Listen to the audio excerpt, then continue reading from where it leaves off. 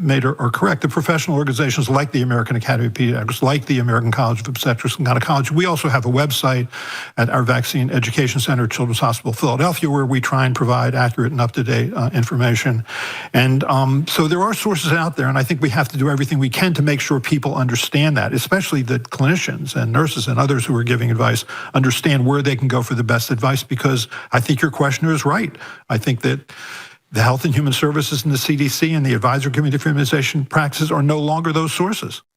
We'll provide some links on our website, the1a.org. We got this from Elle, who says, could you mention the aspect of protecting others when you choose to get vaccinated and what the cost is for those of us who are immunodeficient? I'm also immunocompromised, and some healthcare providers don't understand the difference. Where I live, some providers refuse to mask, and of course, providers are no longer required to be vaccinated. Do I have to leave the country? Yikes.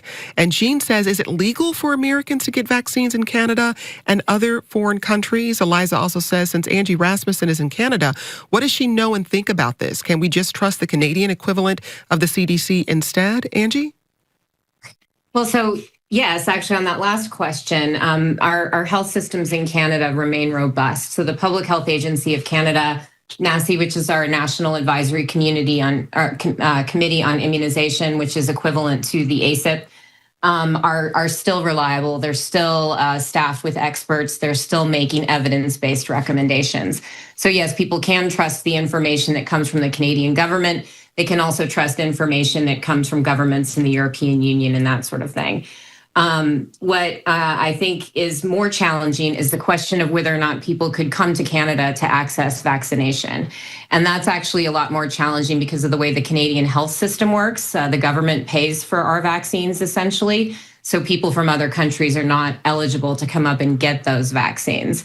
But I'm American, and so I've been watching the goings on in America for, since all of this started, and I've been following it very closely, obviously, and it's very upsetting. So I have been trying to think of ways that I could provide more clarity for Americans who may want to try to access healthcare services in Canada as an alternative. So stay tuned. And I think the Canadian government is also very conscious of this. Most of my colleagues in Canada are horrified by what's happening down south. And we really want to do as much as possible to keep everybody safe because the U.S. is our neighbor. And things that happen in the U.S., like large measles outbreaks, which we've also had here in Canada, are very important to pay attention to. And finally, the rising sentiment of anti-vaccine, anti-public health disinformation is not something that's unique to the United States, and we have it here in Canada as well. So it's something I think that a lot of Canadians are interested in, working with our American counterparts to figure out how we can counteract this for the health and safety of everybody. Very briefly, Dr. Offit, one person asks, are the at-home tests still accurately picking up infections? Your response? Yes, I think and so there you can get a so-called polymerase chain reaction or PCR test or an antigen test, and that is generally very accurate at picking up infections. But sort of to get to sort of an earlier question about transmission, like are you at risk if you're around someone who's unvaccinated? I think early on in the pandemic, I think we made a mistake when we said that you had to get vaccinated so that therefore you could protect those around you. I mean, you definitely, if you're vaccinated, you will shed less infectious virus for a shorter period of time, but you don't stop transmission. And so I think that was something we probably could have done a better job of educating about early on. I want to wrap up with this final email from Jason, who says, is there any way to file complaints against RFK to truly illustrate our displeasure with his leadership? I'm becoming increasingly frustrated as time goes on. Dr. Offit, in just a couple of sentences? Sure. Well, he's being sued currently by a law firm out of Chicago. I think the venue is going to be Massachusetts. And it's for that statement about denying or saying that the vaccine wasn't recommended for healthy young children or pregnant women, because there are people now who are going to be part of that that's saying, I can't get a vaccine because of what he said.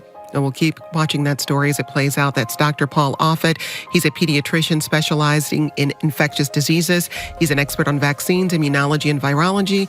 Also with us, Angie Rasmussen, a virologist at the Vaccine and Infectious Disease Organization at the University of Saskatchewan. Thanks to you both.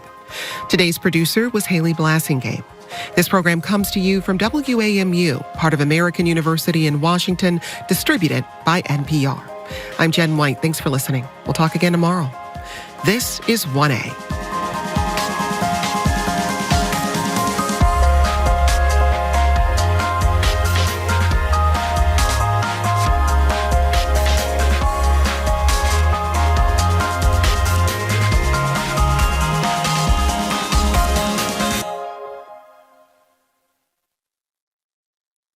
Support for NPR comes from the station and from Indeed, committed to giving job listings and candidates through its sponsored jobs feature. Learn more at Indeed.com/NPR. From BetterHelp, committed to supporting mental health through therapy. Clients are matched with one of 30,000 therapists and can communicate via video, chat, or phone at BetterHelp.com/public. And from the John D. and Catherine T. MacArthur Foundation at macfound.org. News happens fast. So for the next 3 hours, we've carved out a space to talk through it all. And yes, you're invited to weigh in. Jim Braude and Marjorie Egan are up next with Boston Public Radio, here on GBH News 89.7. Funding for our programs comes from you and members of the GBH Champions and Beacon Circles. These most generous annual contributors lead the way in sustaining GBH as a public media resource available and free to all. Learn more at gbh.org/support. Nova explores the revolutionary engineering behind Paris's iconic landmark, which ushered in a new age of global construction that reached for the skies. Watch Building the Eiffel Tower tomorrow at 9 on GBH2. This week on Under the Radar with Callie Crossley, President Donald Trump says he'll end mail-in ballots, the California governor's snarky clapback to White House policies, and Boston's early voters cast ballots for mayor next week. A full hour with the mass politics profs. That's Under the Radar with me, Callie Crossley, tonight at 9 here on 89.7 GBH and the GBH app.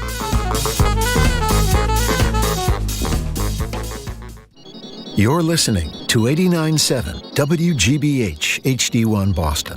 Online at gbhnews.org.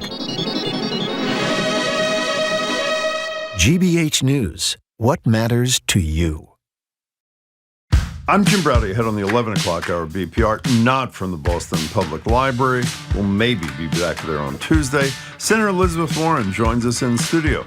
She has a new bipartisan plan to ease the high cost of housing in the U.S. Talk about finding common ground across the aisle while still calling out authoritarianism in the Oval Office. I'm Marjorie Egan. Then, as we all watch the National Guard in D.C. and Trump threats to Chicago, Baltimore, and elsewhere, we're opening our phone lines to ask, when the president sends troops to the streets of our communities, what will we do? Is it going to be enough to express our outrage in a strongly worded op-ed or fist-waving press conference, or will actually someone stand in the way of the tanks? It's all ahead on BPR, GBH, and NEPM.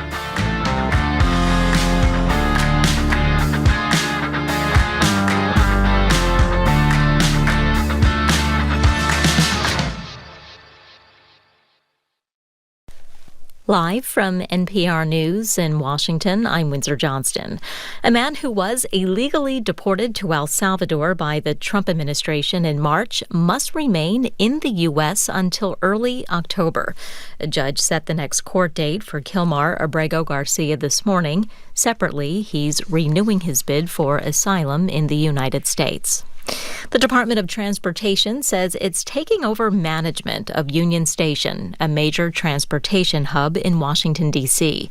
NPR's Joel Rose reports the announcement comes as the Trump administration moves to exert more control over the nation's capital. Transportation Secretary Sean Duffy says his department is taking management of Union Station back from Amtrak. The station, which is within walking distance of the U.S. Capitol, has been owned by DOT since the 1980s. Duffy says the department will now reclaim management of the station, which he said will help to, quote, make this city safe and beautiful at a fraction of the cost. National Guard troops have been seen patrolling the station since the Trump administration sent the Guard and other federal law enforcement officials into Washington, though local police statistics show that violent crime in the District of Columbia has declined in recent years. Joel Rose, NPR News, Washington.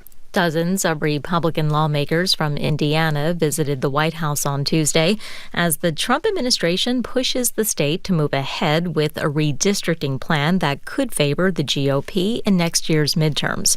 State Representative Andrew Ireland says partisan gerrymandering is hurting the party. I think that there's a strategic disadvantage at the national level for Republicans in Congress because of, partisan gerrymandering in other states like our neighbor Illinois. Lawmakers in Texas passed a new congressional map last week that would give Republicans 5 additional seats in the U.S. House.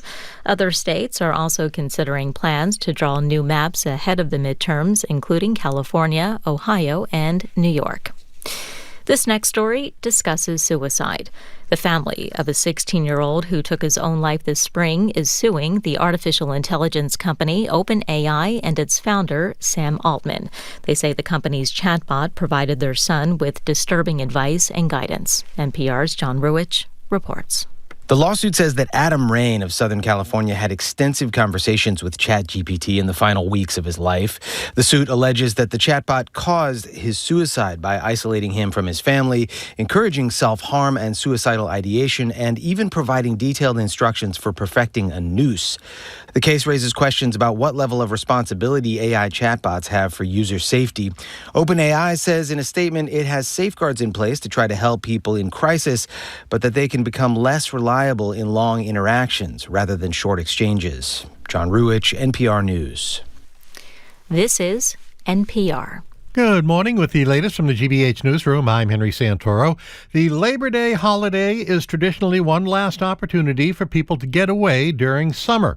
But Mark Shieldrop with AAA Northeast is predicting that travel will not be as busy over this holiday weekend as Memorial Day or even Independence Day. The trends have changed a little bit. A lot of that has to do with kids going back to school just a little bit sooner. So it's not quite the end of summer last hurrah for folks as it may have been some time ago. Those venturing out by car will see gas prices about 30 cents a gallon less than this time last year. And Shieldrop says hotel rates are also down about 10% compared to last year. Mass Bay Community College's president says the college has seen a 16% increase in enrollment for each of the 2 academic years since the state began offering free community college. And he adds that this coming year, enrollment is expected to grow even more. David Podell, president of Mass Bay Community College, said in an interview with the Metro West Daily News that the college, which has campuses in Wellesley Hills, Framingham, and Ashland, has benefited from both Mass Reconnect, which offers free community college for people 25 and older, and Mass Educate, which makes Massachusetts community colleges free for residents who have not earned a bachelor's degree. He says the past 2 years have seen 16% increases, and this year that number could go up to 20%. All this comes as Massachusetts-based 4-year colleges are seeing a decline in enrollment. This is GBH News. Support for NPR comes from NPR stations. Other contributors include Capital One, offering their premium travel card, Venture X.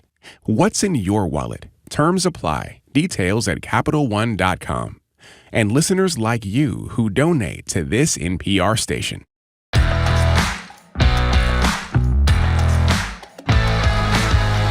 He's Jim Browdy. I am Marjorie Egan. You're listening to BPR and GBH and NEPM. We are not live from the Boston Public Library today. We apologize. We're having technical difficulties.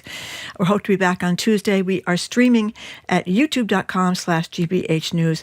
We will be off Friday and Labor Day, but again, back live on Tuesday. We'll see if we're at the library. We'll know by the end of the show. And Friday, you forgot to mention, who was our co-host? First time 3 hosts Oh my God, Keith Lockhart. Keith Lockhart. For the Boston Pops. Co-host. Yeah, He'll be there it's gonna too. be great. As I said, a career ender for Keith. So at a 3-hour-long cabinet meeting yesterday, the secretaries went around the room saying how the boss was the single greatest president ever. He then went on about his right, that is Trump, to deploy the National Guard to cities and towns across the U.S. I have the right to do anything I want to do. I'm the president of the United States. Anything I want to do. Our next guest says Trump is leaning into authoritarianism with his National Guard stunt, the firing of the Federal Reserve Governor Lisa Cook, and more. Senator Elizabeth Warren, great to see you. Welcome to the show. Thank you very much. Good to be with you. Yeah, thank you very much for coming in, Senator. So what do you think of what the president said about the right to do anything he wants? Look, this is really serious business. You know, like we do the eyeball roll and so on. But wow, I mean, they are moving forward on every front. And when he ran for office, let's take a deep breath. Remember a year ago right now, August of last year. And what was Donald Trump talking about? He was not talking about invading American cities with the National Guard, right? He was not talking about taking over the Federal Reserve and destroying its independence.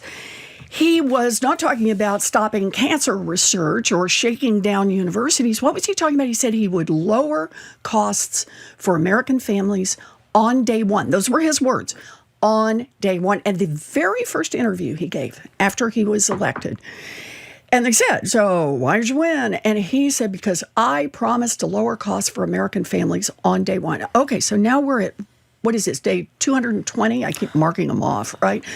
Day 220, the cost of groceries is up. The cost of utilities is up. The cost of housing is up. The cost of back-to-school shoes is up. The cost of backpacks is up. The cost of baby strollers is up. Costs are up, up, up.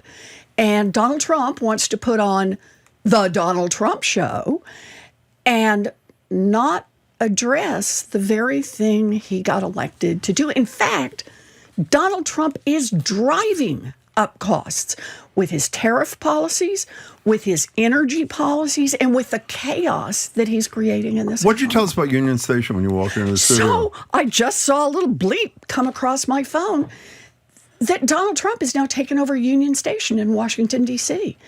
I mean, it's like they're deploying control and troops everywhere. You know, they're going to be the greeters when people get off the train? Yeah, or what is the idea? I'm not sure what that is. Or are they going to just stand there with big guns? I don't know. You know, Senator, we started yesterday before the show fell apart asking people, what do you do when, as the, what's his name, Todd Lyons, the acting director of Vice, says we're going to flood the zone here. They're coming to Boston. Wu is obviously taking no crap from Mayor Wu, from Donald Trump. And we posed the question about, is it enough when they come to town that we didn't mention you, but Elizabeth Warren gives a speech critical of it. So does Mayor Wu. So does the governor. We all tweet about how horrible it is. And the tanks or the military vehicles roll in. Is the resistance enough of a resistance? It seems to be a rhetorical resistance. And that's about it as he marches on, taking over virtually everything. So, look, we don't have as much power as we want, but that is not the same as having no power at all. So we got to use every smidgen of power we have right now. And part of it is very much the rhetorical power you talk about. And let me just say off to the side here, it ain't nothing to stand up and do those things. There's a big difference between people just bow down and say, gee, I'm really sorry, and people actually push back. And if you don't think that's so, watch how he has backed up. You know, that there are places where, well, maybe he's not going to fire the chairman of the Federal Reserve. Maybe he's not going to do that thing. Maybe he's not going to go into Illinois now without an invitation from the governor. So please don't pretend that's nothing. And don't pretend it's easy to do. You know, bless Mayor Wu for how she stands steady, and maybe she makes it look easy.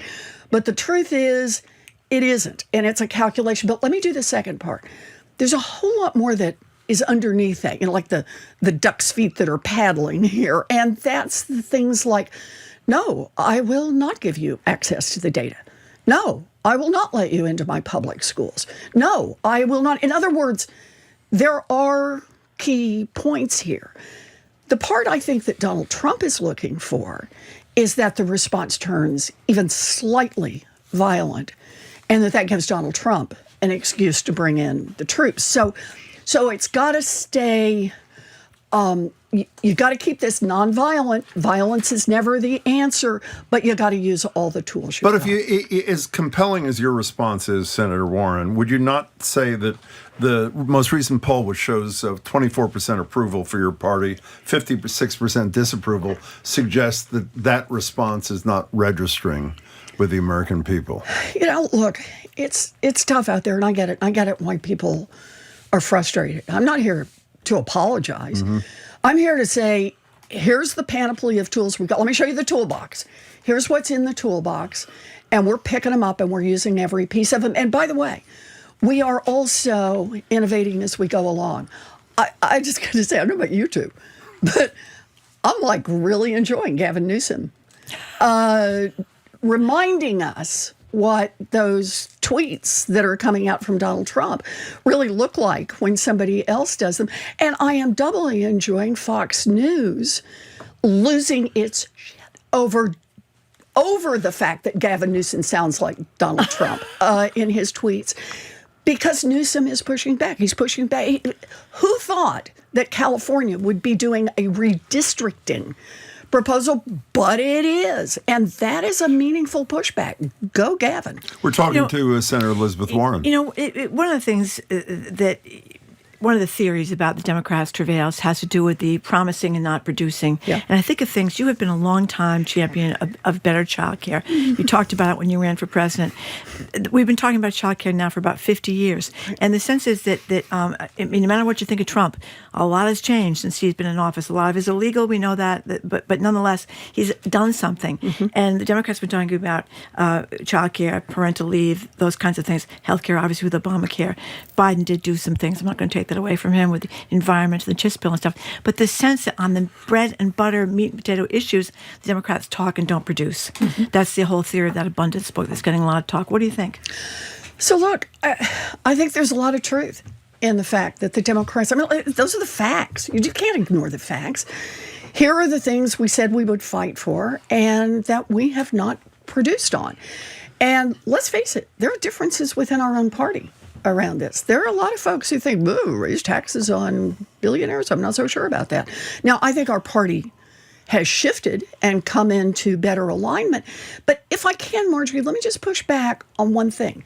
You are right that Donald Trump has acted, but not on bread and butter issues. Right. Not correct. on economic correct. issues. Yep. What he's delivering on is social poison, right? He's delivering on the revenge tour. He is delivering on, we hate those other people and we're going to find a way to humiliate them and embarrass them and make their lives a living hell. That's what Donald Trump is delivering on. And I got to say, there are obviously some Americans who are saying, damn, it's about time. But boy, I don't think that's the majority of America. And on that one, I also think the poll numbers back me up, that they're saying, this is not what we had in mind. Democrats don't like it, but neither do a lot of Republicans. Speaking of taxing wealthy people at a higher rate, you go down to New York City to hang out with the Democratic nominee, the state Mamdani. senator, Mamdani. And at least, I haven't checked in the last few days, I was on vacation, but as far as I know, two fairly powerful Democrats, Chuck Schumer and Hakeem Jeffries, who represent New York, have stayed away from him. I mean, they met with him, but I mean, what's up with this? Look, I can only speak for myself. And I'm down in New York for Zoran Mamdani because he has a plan for childcare. And he says, I'm running because, and here's the key. He wants to make New York City affordable for working New Yorkers, not just for a handful of billionaires that want to treat it like their version of Disneyland, but for working people. And he says, I got to do this with childcare.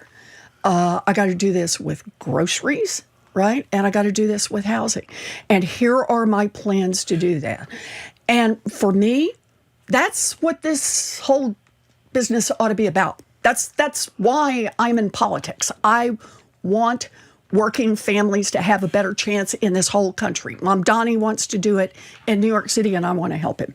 So, Elizabeth Warren, can we talk to you as a former professor at Harvard University? Yeah. One, because we want you to explain something to us, as you would. We told you you're a pretty good teacher over there, including people have told us who weren't crazy about your politics. So, said you're pretty fine at that job. In a minute, I'm going to ask you to explain why we should care so much about Trump trying to take control of the Fed, what that means for real people.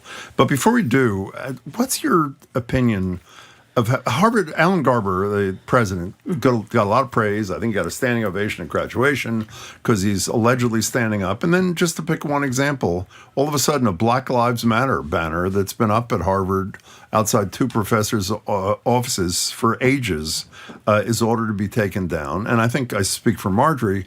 To borrow Tim Snyder's line, it sort of seems like anticipatory obedience at the same time that they're allegedly fighting. Is Harvard getting this thing right? I'm going to add to this question for a second. Ashish Jha was here yesterday, and he said Brown is doing what it's got to do.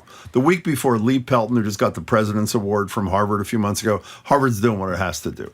If that's the case, if all these universities are doing what they have to do, trying to cut deals, at the end of the day, Donald Trump has taken over higher education and destroyed academic freedom. So doesn't somebody have to just say no? Yeah.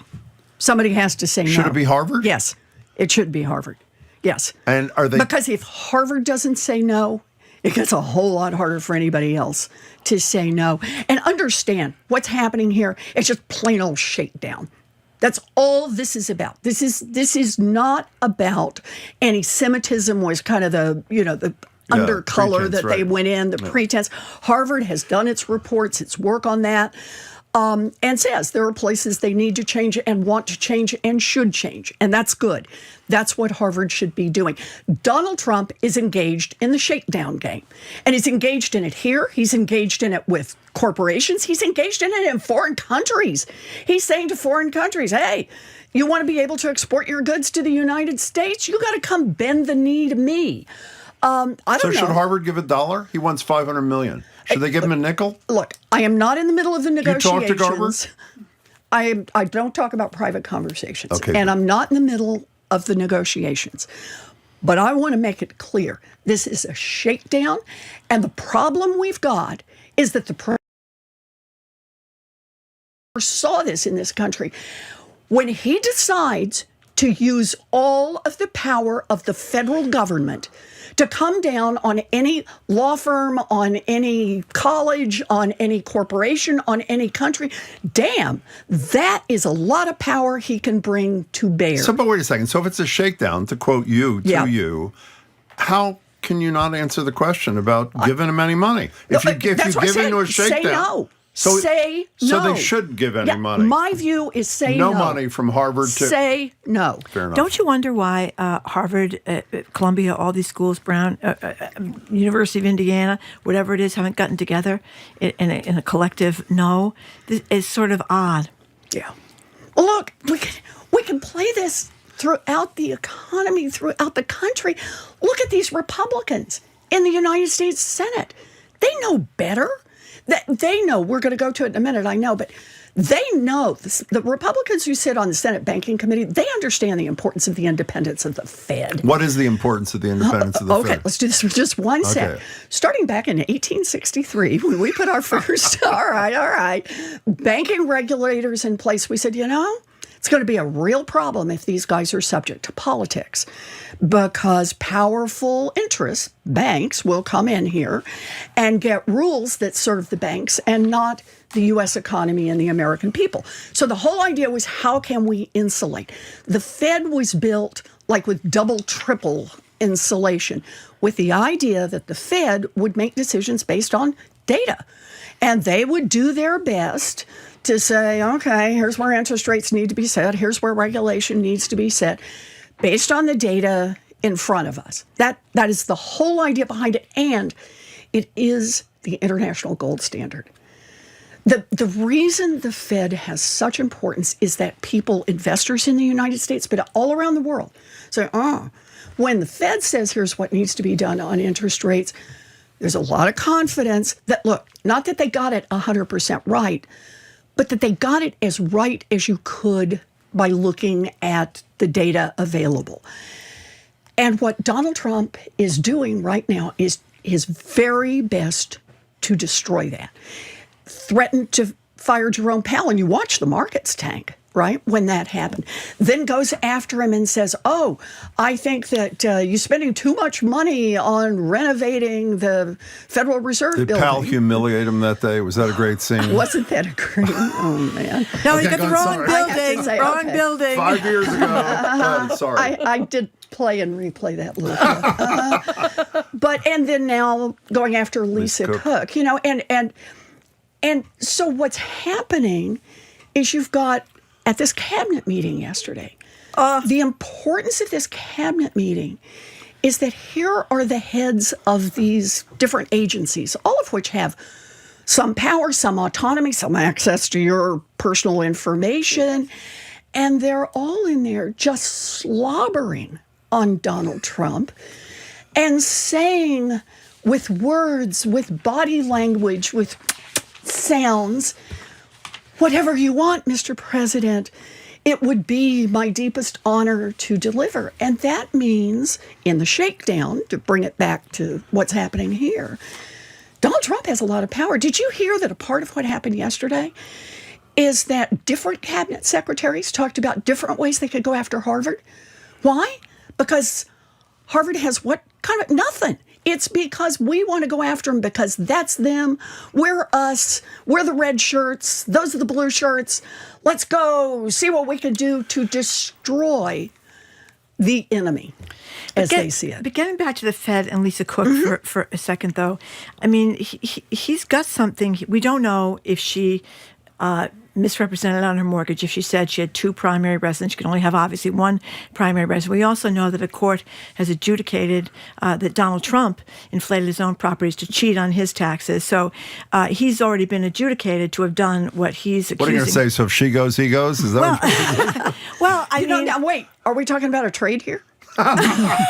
Just want to know. There is a certain deliciousness to that picture. But on the other hand, you tell people, I mean, if she did misrepresent this or made a mistake, whatever she did, you could see where people could say, hey, you had this person that's supposed to be in charge at the governor of the Fed, big deal, and she did not tell the truth on her mortgages. That could end up. She hasn't even been charged with this. I know that, but we don't know what happened. We don't. And if we do not find out that that's what she did, that could end up being a winning issue for him. Let's say 2 things here. Okay. First is, here's this guy sitting over at FHFA, right? These are the people, this was created after the mortgage crisis to make sure that these big banks, these mortgage companies didn't do, remember, liar's loans and all the crazy stuff that went on. And that's why we set this agency up. It also means that this agency has access to a whole bunch of information about every single person who's taken out a mortgage in this country that ran through there. So he takes, evidently, because this is his number 3. He's done this 3 times now. He Adam takes Schiff, Trump's enemies list and tries to run it against his data. Letitia and then James. claims on, social media that here's what he's found.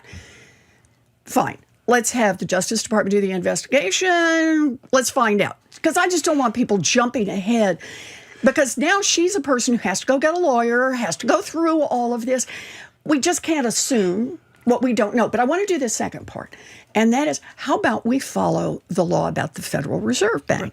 And the law about the Federal Reserve Bank is that governors can be removed only for cause. And what is for cause? Cause is related to your work, which means if she had embezzled, if she had was inefficient in her job, if she was somehow crooked in her job, yes, she can be removed. But that is the narrow ambit by law. Now, if the Republicans want to change that law, they own the House, they own the Senate, and they own the White House. Let them come in and change the law. But until the law has been changed, Donald Trump doesn't get to come in and wave that magic scepter and say, I've decided the law is something else, and off with her head. Okay, we're running short of time. We're going to have some good news before you disappear. You are working with Tim Scott, a big Trump fan, a Republican senator from South Carolina, on a housing thing that unanimously passed. Look at, I hope people are watching on, there she is, arms raised, out of committee in a minute, because it's all really, can you tell us what this thing is? Yes. And why is there bipartisanship on this? Okay, so start with, we got a housing problem here in Massachusetts. We're about 200,000 living places short of what we need, and we're not building them fast enough. And bless Maura Healey, she and Kim Driscoll have cobbled together what they can to try to increase housing. Michelle Wu is definitely doing that. I'm doing a meeting tomorrow with mayors around the Commonwealth, but we need more supply. Our problem is a supply problem, and it's not just a Massachusetts problem. It's every state in this country. It's urban, it's rural, it's housing for first-time home buyers, it's apartment housing, it's senior housing, it's housing for people with disabilities, housing for people who have no housing at all.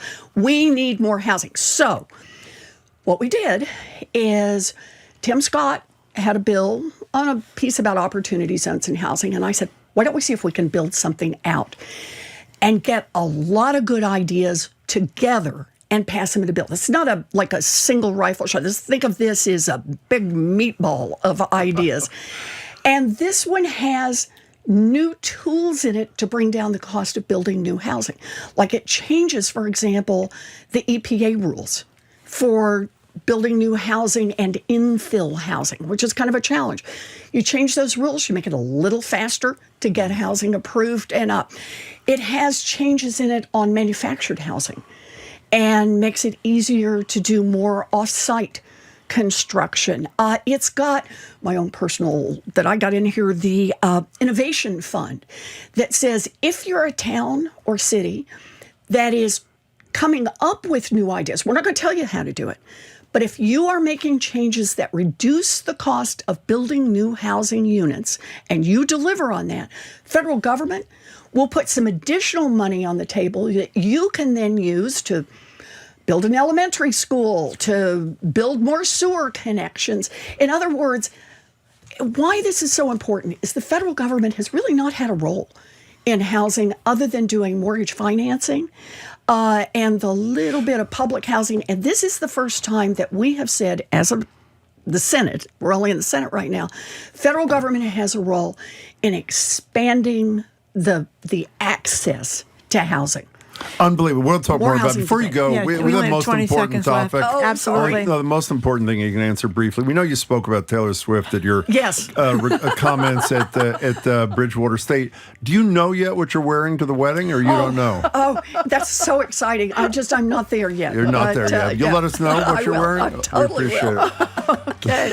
Nice to see you. Thank you, Senator Warren. Keep us apprised. This housing thing we talk about exciting. a lot. Please keep us apprised. Yeah. I'm so excited. Call in when you can. This. We'd love to talk about it more. Be well. We've been speaking with Massachusetts Senator Elizabeth Warren. Senator Warren, thank you very much for taking the time to come in. Coming up after this quick break, we'll open the lines to get your thoughts on Trump's summer fling with authoritarianism. What do we do if it comes here to Massachusetts? 877-301-8970. I'm Marjorie Egan. He's Jim Browdy. You're listening to BPR and GBH and NEPM and streaming at youtube.com/GBH News.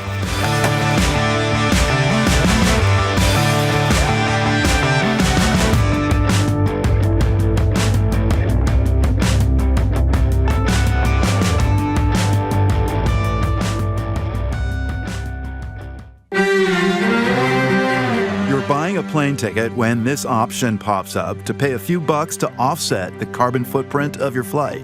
I was one of the first people to really do a market-wide survey of carbon credits. And what I found was really disturbing. What's disturbing, but also what is working with carbon offsets? That's next time on The World. This afternoon at 3. Here on GBH News 89.7. Our programs are made possible thanks to you. And MIT Sloan Executive Education, offering 2 to 3 day courses and executive certificates for professionals seeking cutting-edge business insights on innovation, cybersecurity, AI, and more. Info at executive.mit.edu. And Comcast, offering Xfinity with internet and mobile plans to help stay connected at home and on the go. Restrictions apply. Xfinity Internet requires Xfinity Mobile. Actual speeds vary. And Rockland Trust Bank, helping foster healthy relationships with money by providing education and resources to the community, one neighborhood at a time. Rockland Trust Bank, where each relationship matters. Member FDIC. And the Office of the Massachusetts State Treasurer. The Unclaimed Property Division is holding unclaimed funds. New properties are added often. To see if you have unclaimed money, you can visit findmassmoney.gov.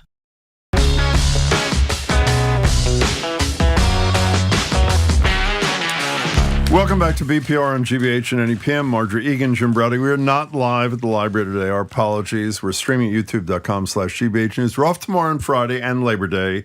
We are back live on Tuesday. We hope at the library. Follow our Twitter account, Boss Public Radio, BOS Public Radio. We'll let you know. So yesterday, before the show sort of fell apart here, we compiled a list for you of all of the authoritarian, not all, a lot of the authoritarian dangerous things the Trump administration had done in the week or so that Marty and I had not been working together. Well, since then, we're going to have the same conversation again in just 24 hours. Here's a short list of what Trump has done. Again, last 24 hours, held that sycophantic cabinet meeting, rivaling even the most authoritarian dictators, a 3-hour televised adulation session of the supreme leader, all while deploying the National Guard to cities and towns without the support of local elected leaders. As he said, he can do anything he wants. He puts FEMA leaders on leave because they had the audacity to sign a letter saying the cuts there could create a Katrina-like situation. He raised tariffs on our friend India, to 50%, demanded $500 million from Harvard, and told his Secretary of Education not to negotiate, and is attempting to illegally fire, as we just discussed, the first black woman to serve on the Fed board, Lisa Cook. That's 24 hours alone. So the lines are open for a redo of what we attempted to do at the top of the show yesterday. When the National Guard comes to Boston, and by the way, the acting director of ICE said they're going to flood the zone, they're going to be here, or to Worcester, or to Springfield, what are we going to do? Is there going to be a Tiananmen Square kind of moment where people resisting, or do you accept what? It's hard to speak out strongly against what Trump's doing, and she listed some successes. For example, she said he wanted to fire the head of the Fed. That's right. He has backed off firing Jerome Powell. She also warned against actions that could turn violent, which is exactly what Donald Trump would want. I think the Fed situation is fairly simple, Jim. What? If the President of the United States can be a tax cheat, why can't the governor of the Fed be a tax cheat? Or if a tax cheat on the Fed, we don't know that she has got to go, so does the other tax chief have to go. Exactly. Love that. He didn't mention his own problems. We want to know is if the National Guard or if ICE comes to Boston, is strong rhetoric enough from our leaders, from us? I don't mean me and Marjorie. I mean from all of us regular people here in this community. Or do we need to raise the resistance another level? The part that I just can't get over, I said this yesterday, 877-301-8970. I just can't imagine a scene where a military vehicle is driving through downtown Boston, or as you discussed with Michael Curry the other day, in a Mattapan or Roxbury. What do we just give speeches? Well, I don't know. And I mean, you say what a horror this is? You got to be ready to pay a big price, because there's been stories out of D.C. about people doing absolutely lawful things in the United States of America. And one particular woman, white woman, she gets pushed around by one of the agents, scrapes her hand. They arrest her and send her off and say she's obstructing an arrest and all these charges. Janine Pirro, who's running things down there, wants to make that into a federal crime down there, which means you have faced years in prisons. Now, luckily, in Washington, D.C., what is happening more often is the prosecutors are bringing these cases before the grand jury, and the grand jury is saying, Did you believe that story in the Washington Post? Well, that's what they're talking about. This never happens, by the way. Well, that's the old story. You know, you can get the grand jury to indict a ham sandwich is the old line, but they're not doing it in Washington because they're seeing people brought in on felony charges for stuff that you think is part of your First Amendment right in the United States of America, but of course the First Amendment rights. The party that was complaining most about First Amendment rights has taken away free speech, I would say, in the United States in the first 7 months of his term. So we're essentially, I guess, asking, but making it as local as possible, is how is the resistance to the worst of Donald Trump going? And when it comes into our home territory, what should it look and sound like? Kate in Providence, you're first on BPR 90 PM. Welcome to the show. Hi. Hi, thank you. Sure. A few things, and I'll try to keep it short. But one is for the hoi polloi, for people like me who can't feel like they're waiting for the judicial system or the legislators, and I adore Elizabeth Warren, but to say, oh, Hitler's really bad, Trump's really bad. It's like we know that part. Let's move on. And there's, speaking of move on, there's an organization called Indivisible, which I think you know about, but it's Indivisible has a national call to action that's basically talks about what you're saying, like levels of non-cooperation. So it can start on an individual level, where like the woman in The Teacher who they told her to take down the "Everyone is Welcome Here" poster. I don't know if you heard about that. And then you start. No, I didn't hear about that. What does it take down? It's horrible. It's horrible, Marjorie. It was a teacher who put up on her classroom wall, "Everyone's welcome here," and it has little hands, all different colors. And the principal came in and said, "You got to take that down." And she said, "No, I'm not going to take that down." And I don't know what became of that. But like you said, where was this? Pay a big price. Where was this? Honestly, I don't remember either. But keep going, Kate. Up. Oh, it's true. I swear to God. No, I heard it too. Yeah. Whoops. Oh, Kate, we lost you. Oh, there you are again. Oh, Finish up, Kate. No, you're back. You're back. Go ahead. Universities are corporations, and they're competitive as anybody. It's Idaho. Yeah, but Oh, yeah. Thank you for backing me Go up. ahead. And so anyway, first, just to get that in again, is the 1 Million Rising is the name of the movement. And I've been on Zoom calls where literally they had to get other ways of connecting because the Zoom call 2000. Yeah. That's great. So anyway, and not to be glib, but the thought of people in a hub of transportation, of military, is horrifying to me. First of all, because as a family, that lost people in the Holocaust, the image of trainings and military and stopping people's freedom of movement, which is probably on the docket there somewhere, is terrifying. And also, again, not to be whatever, but Senator Warren mentions red shirts and blue shirts. And what about the brown shirts? Yeah. Because that's what ICE is becoming. Kate, thank you. We got to go. Shut up. No, you don't have to shut up, but that was an excellent call.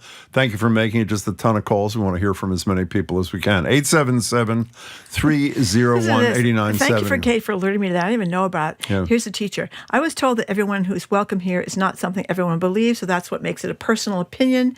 And she attributed this statement, this is the teacher, to building administration, district personnel, and she told the station out, the TV station out in Idaho. Kate mentioned that she thinks, inhibitions on freedom of movement are coming. They're already here. How many people who have a skin color that is not white are talking about how they don't leave their houses? They don't go to a doctor's appointment. Yeah. They don't send their kid to school for fear. So the de facto situation is there is a limitation on freedom of movement, big time. Absolutely. I mean, people are talking about in our own schools here in Massachusetts. Can I say fears that kids of immigrant families are not coming to school because they're afraid the kids will happen something to them or something will happen to the parents while the kids are in school. Yesterday in this pathetic cabinet meeting, Trump also said the governor of Illinois should invite me and say what an honor it would be to have. And Pritzker, the governor, responded. And he said something that I say to you all the time. I meant to broach this with Senator Warren, but I couldn't read my writing. He talked about the continuing slip in the mental faculties of the President of the United States, which is apparent to me every time I see him. Why is that not talked about more? Well, think about it. If you were in a room yourself with 10 of your coworkers and they all came in and they started saying, Jim Braude, you are a leader of such fearlessness and courage and charisma. We just get by the second person, you'd say, what is this, some kind of practical joke? He sits there and listens to this going all around the room. Now, we're going to play a little bit later with Juliette Kayyem. This is what they think, or what is going on in his head? I assume that's a joke. Does he believe it? Of course he believes it. Well, if he believes it, Jim, then that is a real sign of mental... continuing slip of his mental faculties. Again, getting back to the resistance, such as it is... Apparently, Jim, the staff does this to you every morning before I get in here. Not everybody. Some of them do it. But, there's a big difference, obviously. In all seriousness, the difference is... What's the difference, Jim? When it's true, it's not nearly as offensive as when they're just doing it to blow smoke up your whatever. Right. Scott Marblehead, welcome to the show. Hi. Hey there. Can you hear me okay? Perfectly. Thanks. I just was saying, I grew up down in the South, and we had some riots in the 90s, and the National Guard, armed with armored personnel carriers, was deployed, probably needed at the time because the riots were not great. However, riding my bike to work in the morning was the most chilling experience I'll ever, never forget. And all the businesses shut down because nobody wanted to go out. And what I think is happening is I don't believe the real visceral feeling of what a deployment like this feels like is being adequately characterized. I think the best one I've seen was from a restaurant chef and owner in D.C. that chastised the president about people not wanting to go out because they're afraid, even more so, of the National Guard and seeing armed officers or armed military there. So that's what I think we need to do, is to more palpably tell the story of what a very scary armed takeover would be. You articulated it 10 times better than I attempted to do yesterday and today. Because I just, when I visualize what you're talking about, I can't imagine this in my hometown. I mean, Scott, that was great. And I'm really glad you said what you did. Thank you for your contribution. How nervous do you get, even if you're not doing anything wrong, when you're driving down the street and a cop is behind you, for more than a couple of blocks? I'm in a panic, especially if it's the state police car behind me for a couple of minutes. Well, we wonder why, Marjorie. Wonder why. Well, I've been critical of the state police. You might have been critical of them from time but I mean, to time. I think the average person, you get really nervous. You feel, oh, shit, whoops. What have I done? Well, Donald Trump says it, so there's no reason you can't say it. Well, the images, I assume you've seen on CNN, since we both watch CNN nonstop, the images of these military vehicles all over Washington and having the leaders of Washington bend themselves into pretzels to say, well, under certain circumstances, getting additional support. They didn't ask for the support. They're the elected leaders of that city. I mean, it's just, it's well, you also really look scary. at what people think in Washington, something like 75% to 85%. The people that live there don't want this. And, when people talk about, there's a lot of crime in the big cities. Well, this is not an anti-crime. This is not solving crime problems. Well, they're not trained in solving crime. Well, but having guys walk around with their guns is not solving crimes in the inner city have to do with a lot of social issues, lack of jobs, lack of education, blah, blah, blah. Alex in Leominster, welcome. Hi. Thanks, guys. For a long time, first time. Thank you. Love the show. Thanks. I just want to really vehemently agree with Jim where the protests, talking about these anti-authoritarian protests. I think we've forgotten how to disagree as a country. If you go back and read the Federalist Papers, that nobody does anymore, we're not disagreeing on headlines in the Federalist Papers. They're going down 12 layers deep in the issue and explaining their positions. Where is that in our government? Where are the people coming out with good, eloquent arguments against what's happening and not just saying to what Marjorie said, Donald Trump is bad? Well, I mean, great, fine. Or I think it was an earlier caller, but then what? Where's the counterpoint that's more than just a news snippet? Well, yeah, again, I don't think I would have said this had Warren not been here, but I think Warren does make the case as just one example pretty eloquently and specifically about what's wrong with certain policies, not just rhetorically so. And to a degree, while you and I are in the same place, Alex, she is right. Occasionally strong, well-crafted responses, as I called them rhetoric, which I guess I meant disparagingly, but she did not, have produced some results, but they clearly have not stopped the tidal wave of what this guy is doing. I'm with you. Alex, thanks for the call. But the morale factor, I mean, I think that's why Mayor Wu has endeared herself in recent weeks to a lot of the people in Boston, because she stood up tough to the ICE people, and she stood up to Trump fairly strongly. I think when the senator mentioned Gavin Newsom, I think because he's standing up he's doing it with these all cap tweets, kind of making fun of the way Trump does it, but he's also doing this by this redistricting effort, which may or may not prevail in California. I don't know how you felt when you were watching part of this embarrassing cabinet meeting yesterday. For about the 3,000th time, the President of the United States refers to the governor of the largest state in the country as President Newscum. Yeah. New scum. Right. I'm sorry. Is it emphasis on...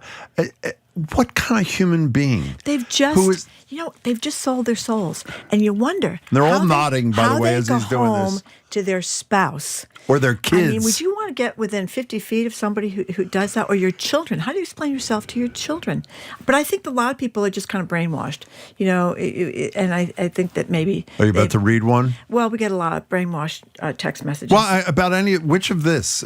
I usually say don't read them because they're just trolls. But what have we talked about where Trump's side is the side that is pro-democracy and equity? We got a quote a little while ago from Gail in Brookline. I don't think it's really Gail in Brookline, but in any case, says latest poll: 81% are sick of big city crime. Ha ha ha ha ha.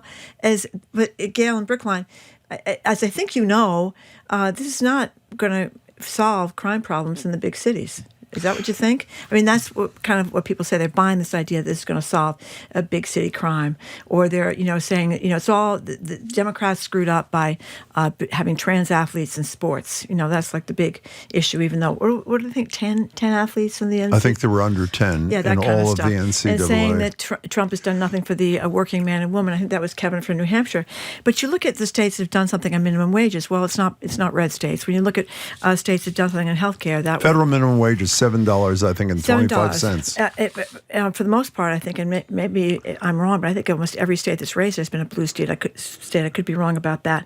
Or the issue of climate. What's an incredible thing? Here we have this. We're going to talk about this with Juliette Kayyem. Here we have this wind farm, and we all know that climate change is coming unless you are totally brainwashed. Yeah, and it's almost done. 1,000 jobs. Working men and women get those jobs. Well, he shut it down. With these bogus national security reasons. We had the guy that's the head of the Interior, Burgum, whatever his name is, that ran for president for a while. North Dakota governor. I heard him driving to CVS last night saying, well, we had to shut it down because the whales are dying from the wind farms. Something that has been debunked over and over and over again. So they get up there and they say, how is that helping the working man in Rhode Island, which, by the way, is a poor state and could use the jobs? Lance in Florida, welcome. Hi. Hey, good morning. How you doing? Good. Hey, my point is, we're talking about Trump's talking about the red cities that are run by, or the blue cities run by Democrats, how bad they are. Right. What about like Jackson, Mississippi, Birmingham, Alabama, Montgomery, Alabama? I mean, there's some really bad cities on both sides, and I've not heard that mentioned by anybody, and I don't get why. A couple of people have pointed that out, that the crime rates are much worse. I think I could be wrong. I think it is Jackson, Mississippi, which has one of the highest crime rates in the country, much worse than New York or Washington. But the governor is it's a red state. So that's the theory that it goes after blue cities run by blue governors. That's one of the theories, Lance. But I don't know if that's true. That's just one of the theories. Well, I think it is a very legit theory. I mean, who is he criticizing?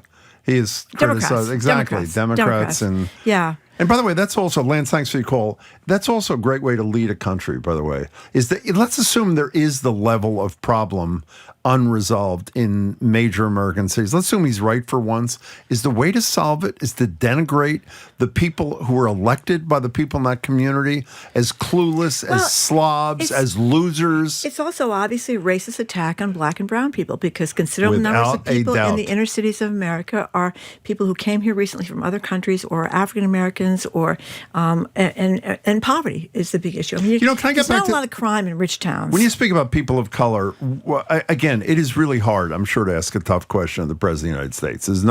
I'm not suggesting otherwise. The point you made earlier with Elizabeth Warren, when he was asked about Lisa Cook yesterday, he should have been asked the first about black his own. woman, as soon as he said she's got to go, she's a fraud, whatever, why wasn't the follow-up, well, you were found, she hasn't been charged with anything, Mr. President, you were found liable of fraud. You're a tax cheat. I'm serious. And a court has determined that. No court has even charged Lisa Cook. Ann in Plymouth, hi. Hi. Hi. So I just had a little thought. If and when the National Guard does go ahead and descend on our beautiful city, I really encourage or just give some thought to those people that ICE is trying to, imprison or unlawfully remove. Just remember that methadone mile is there. Or go around Boston Medical Center, and I think you'll be saved around that area. Just a little food for thought. I don't get what you mean. You want the National Guard to patrol Methadone Mile? Is that what you mean? I'm not sure what you mean, Ann. No, I'm saying that I think that would be a safe haven for if anybody is trying to get away from ICE or escape ICE, or come to Plymouth. I'll save you. Okay, well, I think we'll choose Plymouth instead. And thanks for the call. 877-301-8970 is the number. By the way, I want to recommended viewing. We mentioned him several times already, and again, we're going to play maybe 30 seconds of it when Juliette Kayyem joins us after 12:30. That cabinet meeting was the most incredible thing I've ever seen. And these are grown-ups. Well, allegedly, these are grown-ups. They literally were waiting their turn like little children. Well, White House from Rhode Island had a great line. It's kind of like Sheldon Whitehouse. Sheldon Whitehouse is a senator. senator. It's kind of like it's a game you can play. How low will they crawl? will they crawl on their hands and knees, or will they just pretty soon be on their bellies, like crawling across the floor to placate this guy? I mean, it's really. And they're powerful people. That's the thing. They're not people without resources. They could quit their jobs and stand up for some kind of decency, but they don't. No, they don't. Alan in Rhode Island, hi. How you doing? Good. So we love Boston. We come up at least once a month. Great. We were up there on Sunday. You guys have a better feel for Boston than we do, of course. We're up there on Sunday, Charles Street area. Saw the Marines and their display on the Commons. And we were there about 5 when they were clearing the crowd to get ready for all the helicopters and the VSTOL to take off. And so I sidled up beside one of the motorcycle cops, and I said, "What are they getting us? Just trying to get us used to their being here?" And he said, "I hope so. It's working in D.C." Well, that's great. Why were they here to begin with? I have to say, I'm embarrassed to say I missed it. I've been out of town, but there's no excuse. Why were they here? Do you know? I think it was the 250th anniversary. Oh, okay. Celebration. And once again, Alan, you're saying it was a Boston cop who said, "I hope they come to town"? Yeah, it was a motorcycle cop. That's great. Well, I'm sure there are some cops that feel that way, and I'm sure there are some cops that don't feel that way at all. It's a mixed bag, right? Yeah. Alan, thank you for the call. Well, I would argue if you're a cop, even if you wanted to... It was the U.S. Marine Corps' 250th anniversary. Okay, as Mayor Wu said yesterday, they just had 100 graduates, new cops. They're trained to be cops. These National Guards people, by the way, this is no disrespect to people who choose to serve in the National Guard. They do it voluntarily. Are they trained to be police officers? No, they're usually trained for disaster relief. Right, exactly. And Trump now wants the Pentagon to train this specialized force in the National Guard to help with crime. And maybe when that happens, you can have another discussion, but I don't think now you can. Well, you do these endless stories about what helps crime in cities, and it's almost always the same thing. It's community policing by cops, it's summertime jobs, it's after school programs, it's services in these cities which most, well, shouldn't say most, but certainly many cities lack. By the way, NPR and everybody else is reporting now, Children's Minnesota Hospital has confirmed that it's treating 6 kids from today's shooting at the Annunciation Catholic Church in Minneapolis. No details on the severity of injuries. The CNN is reporting the shooter at this Minneapolis Catholic school is dead, and we'll update you, and I'm sure the national news in 6 minutes will update you as well. The president talks a lot about crime in the inner cities. Gun violence is the number one reason for children dying in America right now. Yeah, he cares a lot about that, I know. He doesn't seem to be concerned about that crime. Ann in the car, welcome. Yes. Hi, Jim and Marjorie. Hi. Hi. My signal's weak. I hope you can hear me. We hear you fine. Great. I was so inspired with Governor Pritzker of Illinois' speech the other day. If you guys have time to fill, you should play the whole thing. It's really great. But one of the things he said was that these National Guard people, they're not all young, they're good people. They've been ordered to come into these places. It's not their fault. And in fact, if they disobey this, it can ruin their career and their lives. And I think he's right. But then he also went on to say, these deployments are illegal and unconstitutional. Now, we've always heard that, soldiers, and particularly officers, are not to follow illegal orders. So at what level of the National Guard does somebody, generals, captains, whatever, say, I'm not sending my men in there, my women, because this is illegal? Aren't they supposed to stand up to illegal orders? I believe the answer to that is yes, and I'm fairly certain there's litigation in Los Angeles right now as to the legality of Trump ordering the National Guard into Los Angeles against the wishes of the governor of that state who's in charge of the National Guard. But it's a good question, Ann.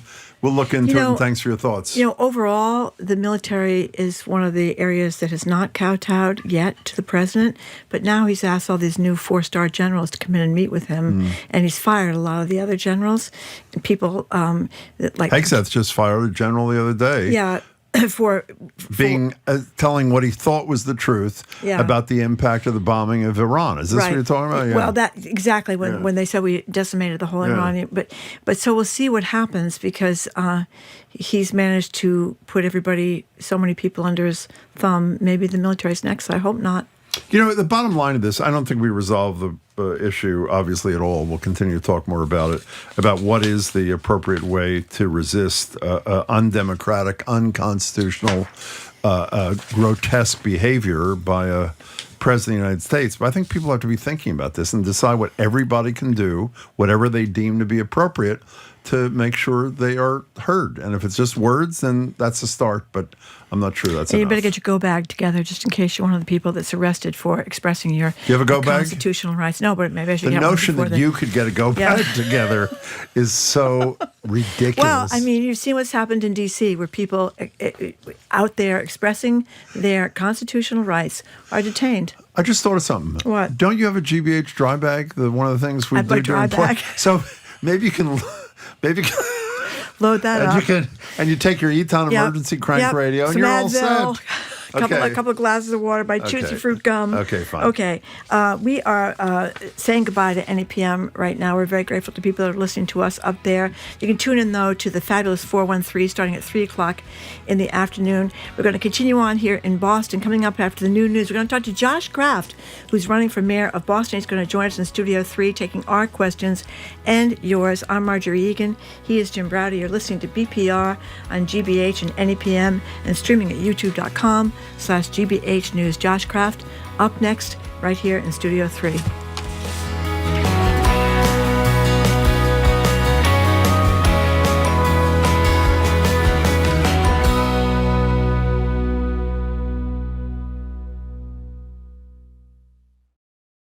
It's not over yet.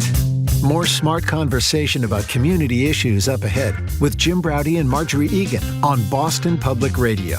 Right after a news update from NPR. Stay with us here on GBH 89.7. Funding for our programs comes from you. And the MBTA commuter rail, helping riders skip the stress of city traffic and parking. Just take the train. You can plan your trip at mbta.com/mass-by-train.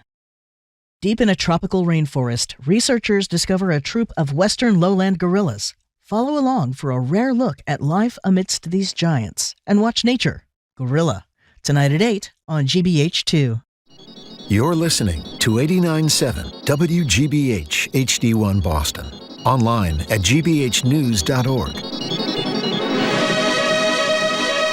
GBH News. What matters to you? I'm Jim Browder, head on Hour 2 of BPR, not from the Boston Public Library. We think we'll be back on Tuesday. Yesterday was Boston Mayor Michelle Wu. Today it's her main challenger, Josh Kraft. For the next half hour, we'll talk with him about his case to be mayor, a tale of two stadiums, taxes, and more. You can call or text with a question for Josh as well, 877-301-8970. I'm Marjorie Egan. Then it's Harvard national security expert Juliette Kayyem. What's the bigger national security risk? Offshore windmills, as Trump suggests, or relegating National Guard troops to trash pickup in D.C.? Plus, Darlene Lombos heads the Greater Boston Labor Council. She joins the head of the city's inaugural Labor Day Parade. That's all next on the second hour BPR 89.7 GBH.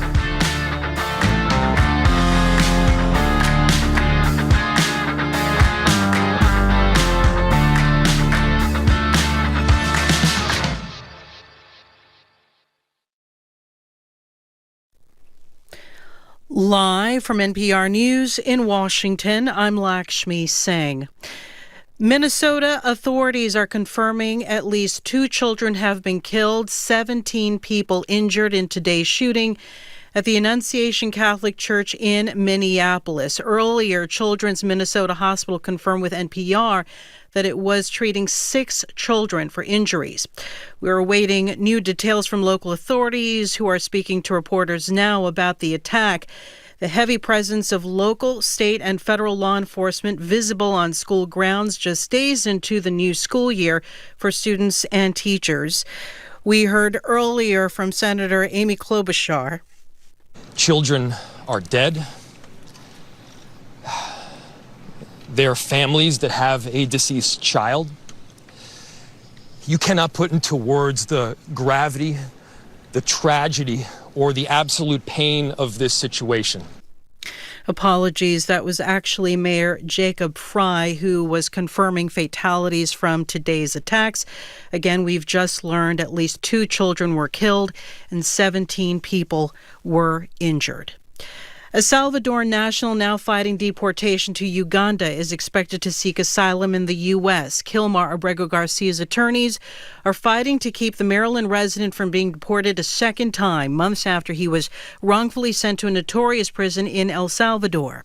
NPR's Jasmine Garz reports the case underscores President Trump's standoff with judges in challenging migrant rights and due process. Abrego Garcia's case is a winding one. After being returned to the U.S., he was detained again earlier this week at a routine immigration check-in in Baltimore. This detention stems from a separate charge. The government accuses Garcia of human smuggling, which he denies. The Trump administration says it intends to deport Abrego Garcia to Uganda. His lawyers say he should have the right to express fear of persecution and torture in that nation. Today, a judge set Abrego Garcia's next court hearing date to October 6. Jasmine Garz, NPR News, New York. U.S. tariffs on India are now in effect. They've gone up to 50%. NPR's Dia Hadid has more. The tariffs signal a stunning collapse in relations after decades of bipartisan policy to strengthen India to counter a muscular China. America is India's largest export market, and the tariffs are likely to impact half that trade, worth between $50 billion to $60 billion. That's NPR's Dia Hadid reporting from Mumbai. U.S. stocks are trading higher this hour, with the Dow now up more than 100 points at 45,527. You're listening to NPR News. Good afternoon. With the latest from the GBH Newsroom, I'm Henry Santoro. Suffolk County Sheriff Stephen Tompkins is stepping away from his position while he faces federal extortion charges. Massachusetts Governor Maura Healey and State Attorney General Andrea Campbell made that announcement earlier today, adding that Tompkins' role will be filled by Special Sheriff Mark Lawhorn. The medical leave that Tompkins is taking comes nearly 3 weeks after he was charged with extorting a Boston-based cannabis company. He's accused of using his job and his title to extort $50,000 in stock from that cannabis company and try to get that money back when the stock in the company later tanked.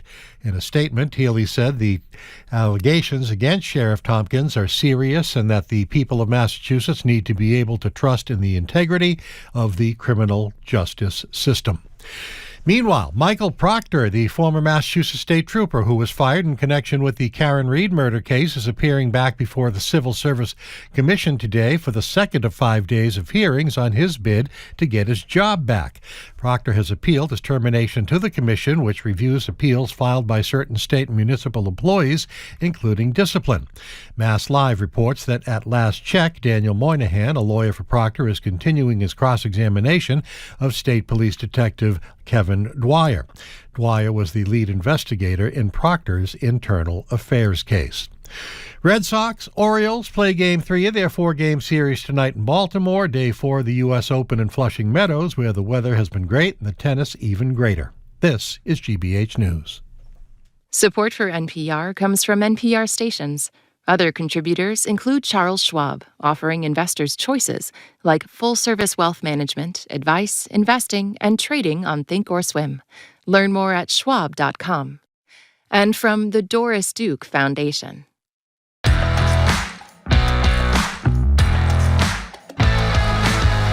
Welcome to hour number 2 of Boston Public Radio. Jim Braude and Marjorie Egan. We are not at the Boston Public Library today as usual. We're sorry about that, but good news, we're going to be back there on Tuesday because whatever was wrong, they got it fixed. So we're very grateful for that. We are streaming, though, as usual, on youtube.com/GBH News. We will be off tomorrow, Friday, and Labor Day, but we'll be back live. And as we said, at the Boston Public Library, another programming note, Keith Lockhart, the longtime conductor of the Boston Pops, is going to co-host with us on September 5th, and we're very excited about it. Unless he backs out. In any case, one other programming note. You just heard the horrible update about the shootings in Minneapolis from NPR. Juliette Kayyem is joining us at the bottom of the hour, and she will address this and talk about the latest of this horror show.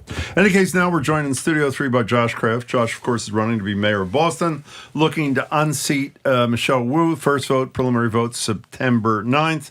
He's not only going to take our questions, but if you have a question for Josh Kraft, you can give him a buzz during the next half hour. He'll be here to the bottom of the hour at 877-301-8970. Josh, nice to see you. Nice to see you, Jim and Marjorie, and of course, thoughts and prayers to everyone involved in the tragedy out in Minneapolis.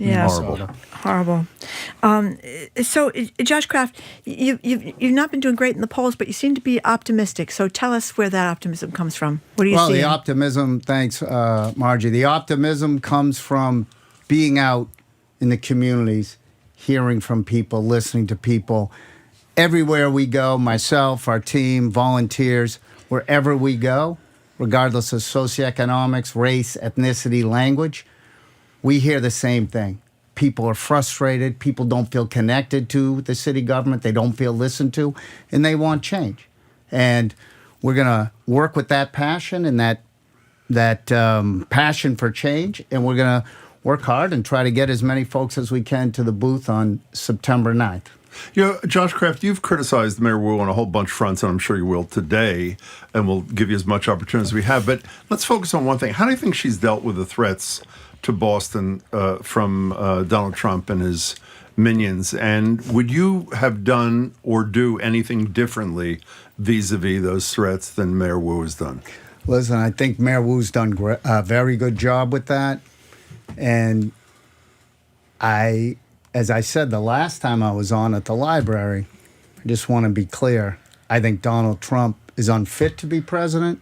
I don't think he's got the temperament, the emotions, and we see it every day, chaotic changes every single day that impact all of us in this across the country. And sorry, go ahead. She did good. And if that's what you were asking, but then now you asked on the second part what I would do. Yeah. And again, I am completely opposed to the mass deportation plans. I think it's outrageous that people can be at their places of work, house of worship, and school and be removed with zero connection to violent crime. Now, I was taught by my parents, these are the exact people that you protect and give support to. And in my 35 years working in neighborhoods in Boston and Chelsea, these are the folks I worked with and learned so much from. So in conclusion, to me, when it comes to Trump, it's not about performance, it's about action. To me, it's not about who's got the snappy one-liner to rip Trump apart, and it's not the bells and whistle press conference. It's who has the plans to deal with the consequences of Donald Trump, the policies and plans for the residents of Boston to deal with the consequences of a Donald Trump president. That's what I'm focused on, whether it's housing, schools, access to healthy food, health equity, city services. You know, we just talked with our listeners about what people in Boston should do were the National Guard to come here. What do you think we should do? For the National Guard to come here? Or ICE. I mean, Todd Lyons, the acting head of ICE, said, we're coming, we're going to flood the zone. I think we work with, like I said earlier, personally, it's outrageous that people can be removed from their place of work, their house of worship, their school with zero connection to violent crime, and we need to stand by those folks that are an integral part of our community. But would you like to see us take some kind of action, take to the streets or protests or... Whatever's going to keep our immigrant population safe and secure, an immigrant population that has contributed so much to our community. I've actually had 2 or 3 people come to me to help relatives that have no misdemeanors, no felonies, and now are being told no Zoom court dates, you got to come live. So we know what that means. So I would say whether it's going to the streets, protest, have people, stand with people, whatever's going to keep them the safest, that's what I'm for. Josh Kraft, one thing, we're going to take call in a second here. Speaking of law enforcement, Mayor was here yesterday. We asked her if she thought that the sheriff of Suffolk County should resign. She said she thought she needed more facts. In the intervening 24 hours, he's taken a medical leave. This is Steve Tompkins. Medical leave. Is a medical leave an appropriate interim resolution to the charges against Steve Tompkins, or should he resign? I don't know enough about the situation. I haven't looked at the court briefs or any of the information there. If this is what Steve Tompkins wants to do as a first step to anything, staying, leaving, whatever, it's fine by me. I think it's fine. I do want to say, though, I was a little surprised because when Tanya Fernandez Anderson got in trouble back whenever that was, within 5 minutes, there was a statement from City Hall saying she should resign. So I do find that a little hypocritical. Catherine in Dorchester, you were calling. You're on with Josh Kraft. Welcome to the show. Hi. Hi, everybody. Hi, Josh. Hi, Catherine. How are you? I'm good, thanks. So I'm a mom, and my kids are returning to school, and I do have concerns about the current situation around the buses. Can you talk about what you're going to do to make sure my kids and other kids get to school safely and on time? Catherine, thanks for the call. We appreciate it. Josh? Thanks, Catherine, and I'm sorry you have to worry about that. One of our plans in our education policy is to break out, to have two leaders at BPS. The superintendent should focus on what they do best. Teaching kids, supporting teachers, supporting classrooms, supporting families. And then we need to strip all the operations away and have almost a person at the same level. I'll say for now, superintendent of operations, that could get the buses to run on time and safely. School safety, which has become an increasingly has gotten on the minds of people increasingly. And this person doesn't even have to be someone with an academic background. It's someone that understands logistics and getting things done. Because then, whether it's a superintendent Skipper or whoever, they can focus on what they do best. Let's go to Doug in Dorchester. Doug, you are next. You're on with the candidate for mayor. That would be Josh Kraft. Hi, Doug. Hi, thank you for taking my call. Of course. Mr. Kraft, one of the things that I think we have in common is that my parents are Trump supporters, too. I would like to know, when you try to explain to your father how dangerous Trump is for the city of Boston and for the country, how do those conversations go? Look, my dad is, and as you could imagine, and I'm so happy he's in great health, and we've had conversations throughout life, and we'll get to Trump, where, we disagree on things, and he's 9 times out of 10, he gets it. And the older I've gotten, he gets it even more, and he's respectful. And he says, look, I understand. This is what I think. I know what you think, and that's fine. So there's a mutual respect there when it comes to those discussions. But let me follow up on what Doug. Thank you for the call. The definition of masochistic is being on vacation on the Cape and watching an event Friday night, a political event, which I did on streaming. It was your event at the. It was at Roxbury Community College? Is that right? RCC, yeah, Roxbury Community College. Yeah, only because you should take a break, like Margie. It wasn't a criticism of the event; it was a criticism of myself. I was sort of surprised, though. You've gone out of your way to separate yourself from your father on Trump. You called him a lunatic the other day. You just said what you said. Yeah, and I've said it to my dad. And so, not only is your father, and I'll repeat what I said last time you were on too. A lot of things he's done, I have tremendous respect for, and as a person, I have warm feelings for him. But Trump has minions who are threatening the city you want to lead, yet you chose, with a couple of weeks till an election, to have your father, who's friendly and often supportive of that president, to give a keynote speech endorsing your candidacy at Roxbury Community College. What was I wouldn't first I'd say it wasn't a keynote speech. Well, he was on a speech. panel, and then he did stood up about and a gave minute and 30, well, whatever. 2 minutes. And Why'd so you I wouldn't think- call it a keynote. Why would you say? Because he's my dad. Yeah. And you know what? If I can impact as many people as he has in his life, in my life as mayor, and whatever I do after, I'll be a pretty successful guy. And he's also my dad. I'm proud of him. We don't have to, I'm sure you both don't agree with everything your parents have said and done. And I felt that this was an important event for him to be at. He's done a lot with the Reform Alliance. He's done a lot with reentry. And I was proud to have him there. Reentry of people who've been incarcerated. Can I stay on that? Hold on, one I was second. proud to have him there. I hear you. I always wonder when people have family members, and a lot of us do, who are on the other side of the fence. You ever ask your father why? What are the reasons he would support Well, Donald I Trump? know Given one what of you the just number said one about reasons. immigration and Yeah, what's happening one of the now. number one reasons. is- Children's research and all Sorry, that kind I of cut stuff. you No, off. I was just Here you saying go. all these terrible things. Sorry. Cancer research for children, Harvard, all these schools, what's happening to people that are legally here, sending people off to Uganda, selling people off, going after people in a really horrible kind of way. What is it that he sees in him? Well,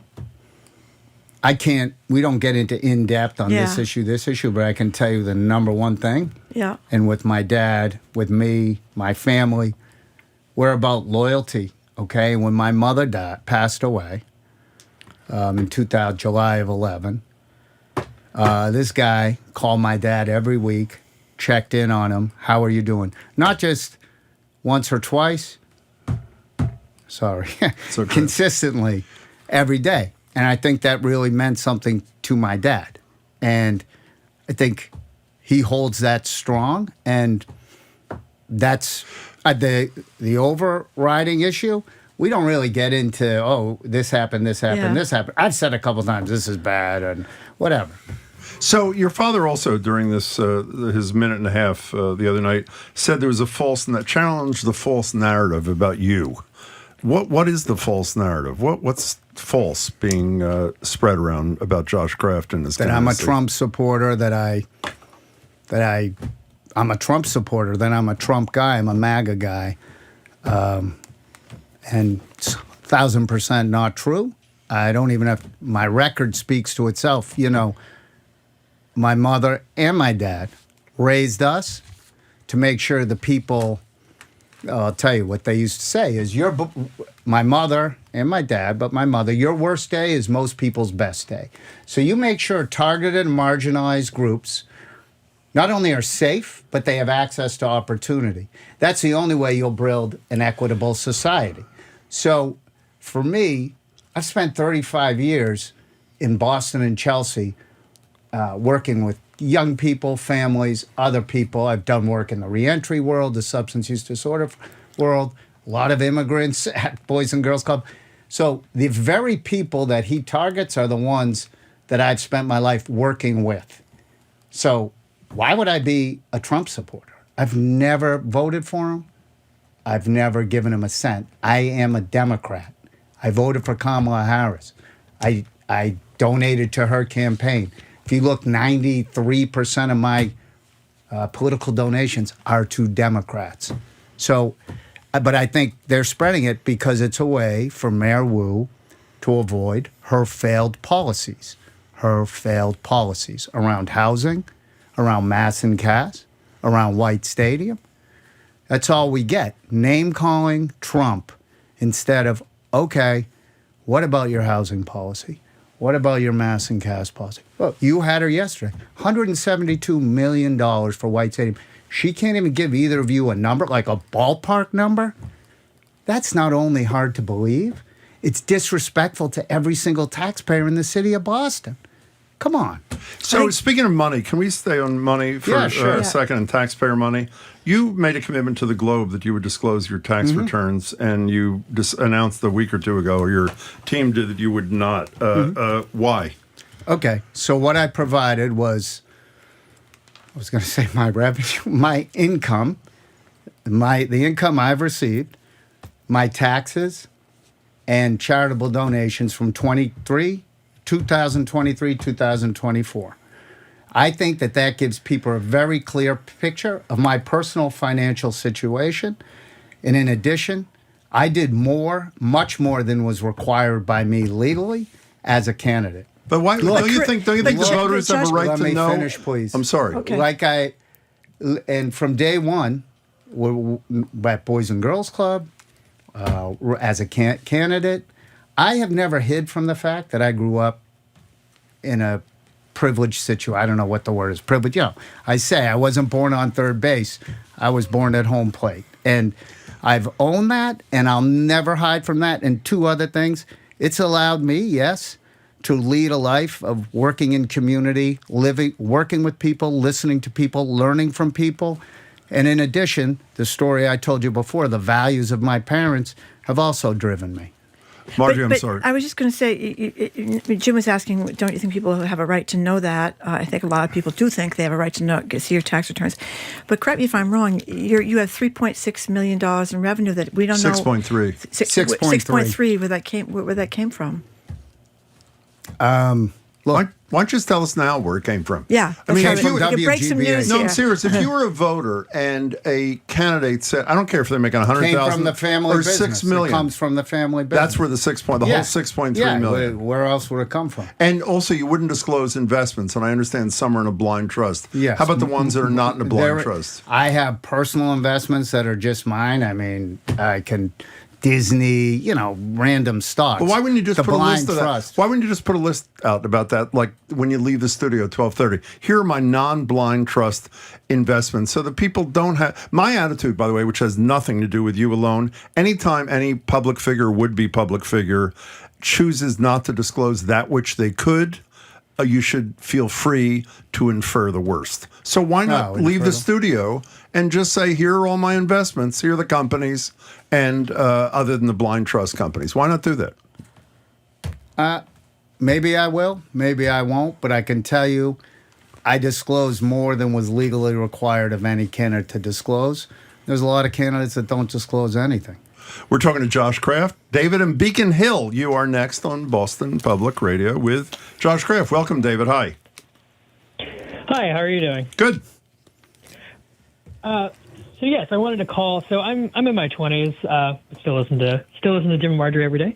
And just kind of. What do you mean to know still? What, Josh, God, I'm sorry. I know. Well, I'm love kidding. you guys. Go ahead. Just wanted to say. Boston nightlife. Things closed very early.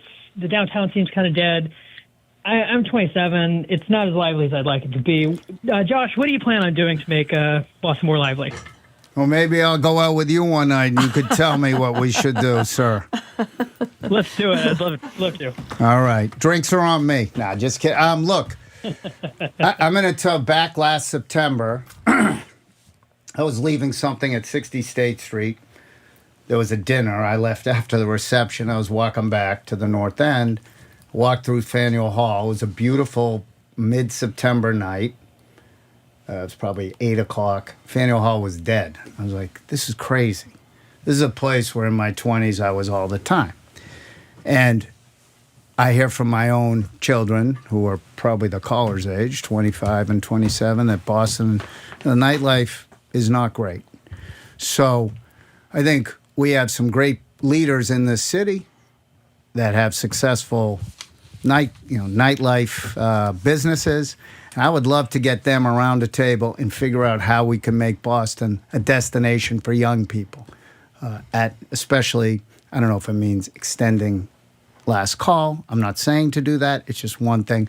But one idea we had with Faneuil Hall is celebrate the diversity of all our neighborhoods. Make Faneuil Hall a cultural, a nightlife but cultural destination. Celebrate the diversity of our neighborhoods with restaurants, bars, nightclubs at all of Faneuil Hall to hopefully attract people from the different neighborhoods, and then they can all be in one place. Now, it might sound Pollyannish, but I think it's an idea that we could make a reality. Excuse me. Thank you much for your call. We appreciate it. Josh Kraft, you and your family have been huge supporters of Israel. Many Jewish groups are very upset now with what's going on with Gaza. What do you think? You're not running for president, but what do you think should be going on? I'm an American Jew. I'm a supporter of Israel, but it's I think it's horrible what's happening now.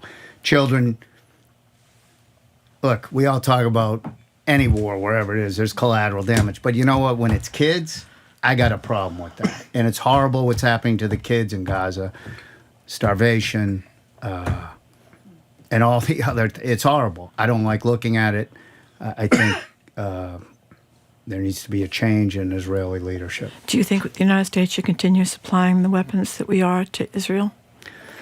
Look, I don't want to talk about those federal issues. I want to focus, boy, I've worked with kids. I think it's horrible what's happening to the kids. That's not right. I think Netanyahu has to go. Let's go to Stan and JP. Welcome. You're on with Josh Kraft, candidate for mayor. Hi. Hi, Josh. This is Dan from JP. So, I've moved here from Ohio, and, the traffic just seems to be so awful in this city. And I just can't help but think that, all these random bike lines everywhere are making the traffic worse.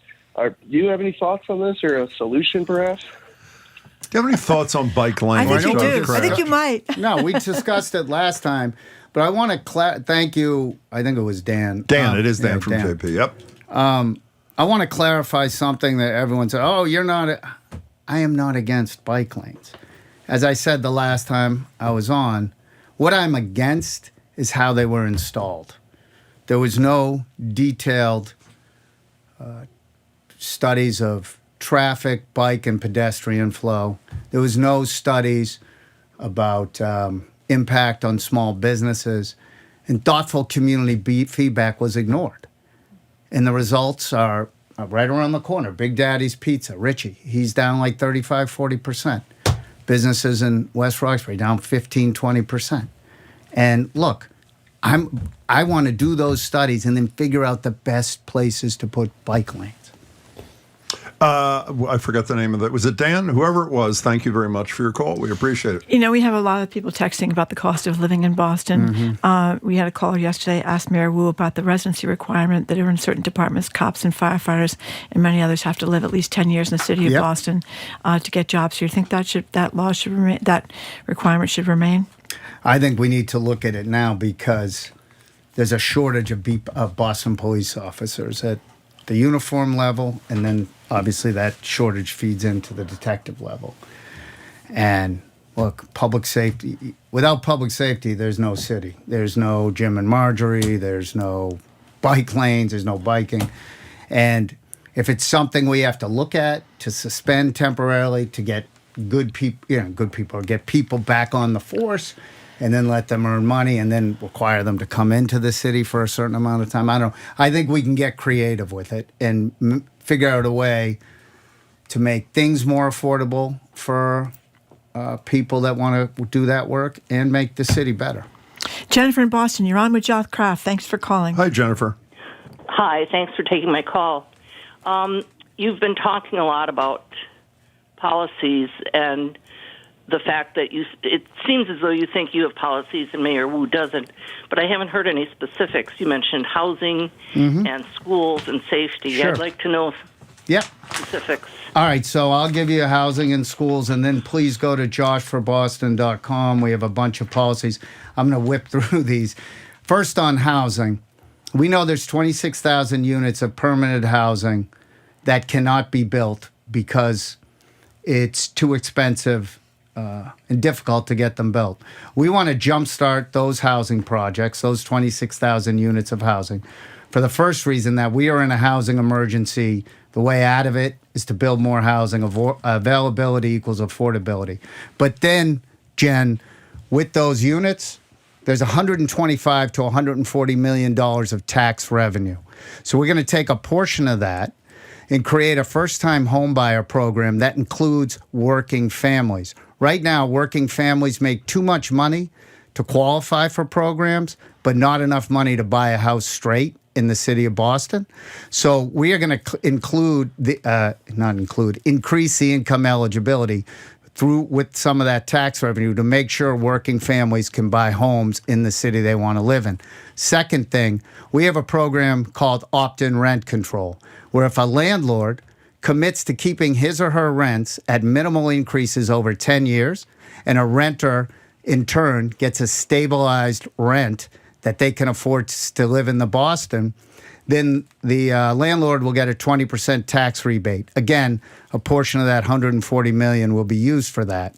We actually we came up with that policy with housing advocates and landlords, and we have a landlord that owns 600 units that already has committed to that. Why a voluntary program, though? Why not a mandatory program like Mayor Wu is talking about? Well, that's through the legislature. It was never approved, and I don't think it ever will be approved. Mandatory Should it be approved? Should it be approved? Mandatory rent control, where it's been. If you look at Minneapolis and St. Paul, it's been approved in St. Paul.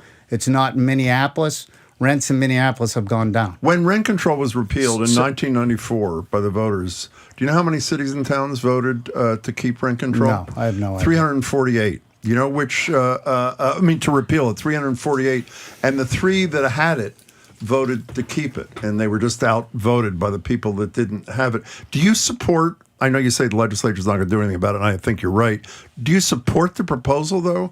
And even if you don't, do you think the legislature should not approve what the city council overwhelmingly and the duly elected mayor of Boston proposed?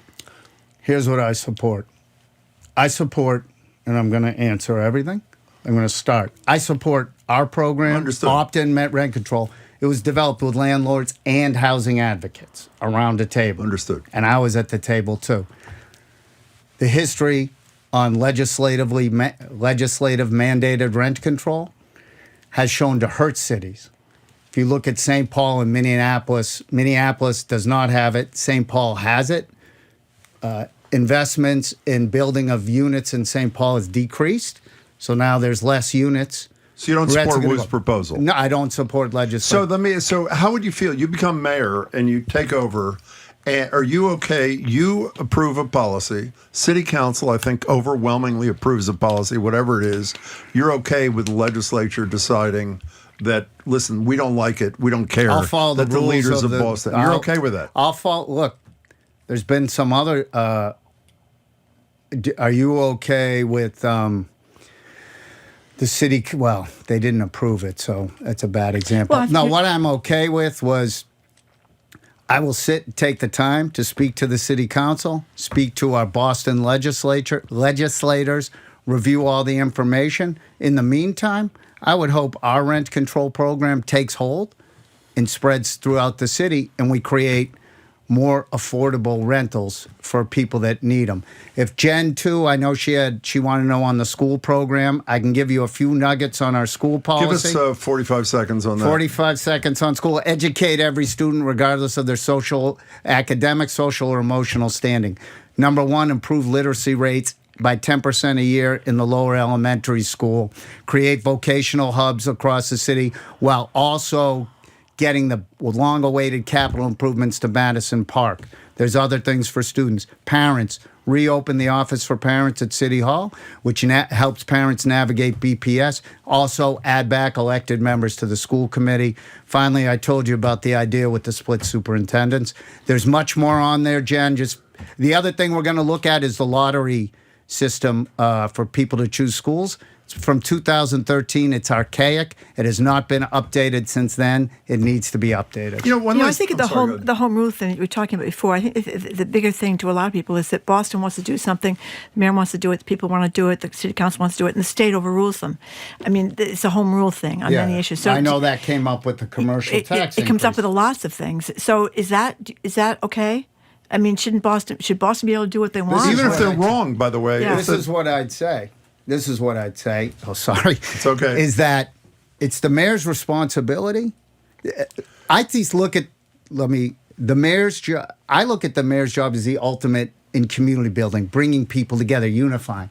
So my job as the mayor is to make sure I have the right relationships in the legislature so I can sit down, discuss, this is really important. This is why. Tell me what your issues are with it, or what your fear is, and let's work it out. It's all about relationship, building a sense of unity, letting people know we're all on the same page and we got to work together to move forward. Last question for you about financing. One of the other things you bristle at, and I assumed you were going to say this when your father mentioned the false narrative thing, is Mayor Wu and others have accused you of trying to buy an election. And while I would offend if I were running, I don't like the word buy if I were you either. You have spent a couple of $1 million of your own money. It is perfectly legal to do that because they obviously want the job.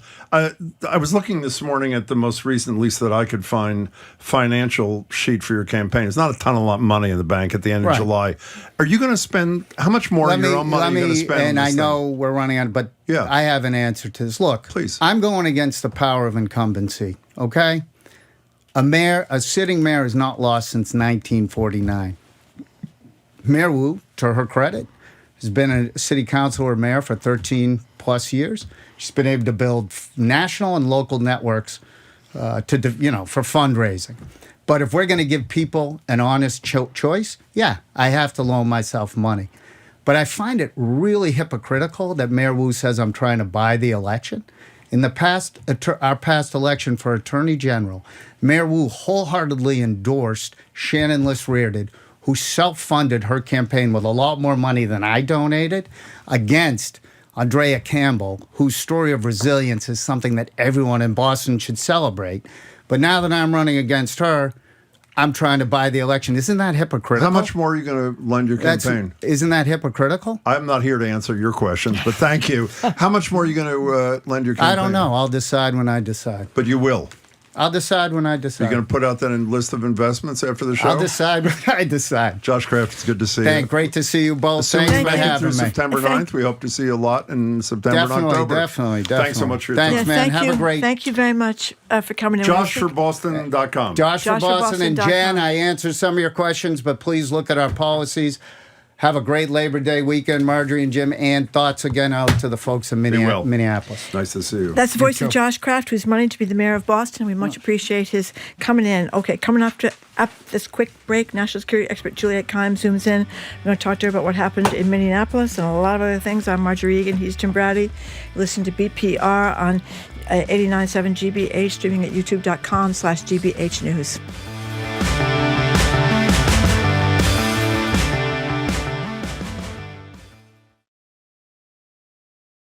There's a widening gap between how Israelis and the rest of the world perceive the war in Gaza. Much of that is due to how the Israeli media portray the conflict at home. The first basic role of ours is to inform, to report, and the Israeli media is betraying it. How the country's mainstream media is covering the suffering in Gaza on the next All Things Considered from NPR News. Today at 4, here on GBH News 89.7. Our programs are made possible thanks to you. And Direct Tire and Auto Service, offering a full range of services, including brakes, shocks, diagnostics, and AC work. Direct Tire and Auto Service. Not just service, customer service. DirectTire.com. And Newberry Court, serving Concord, Massachusetts for 30 years as a not-for-profit continuing care retirement community dedicated to older adults. More at newberrycourt.org.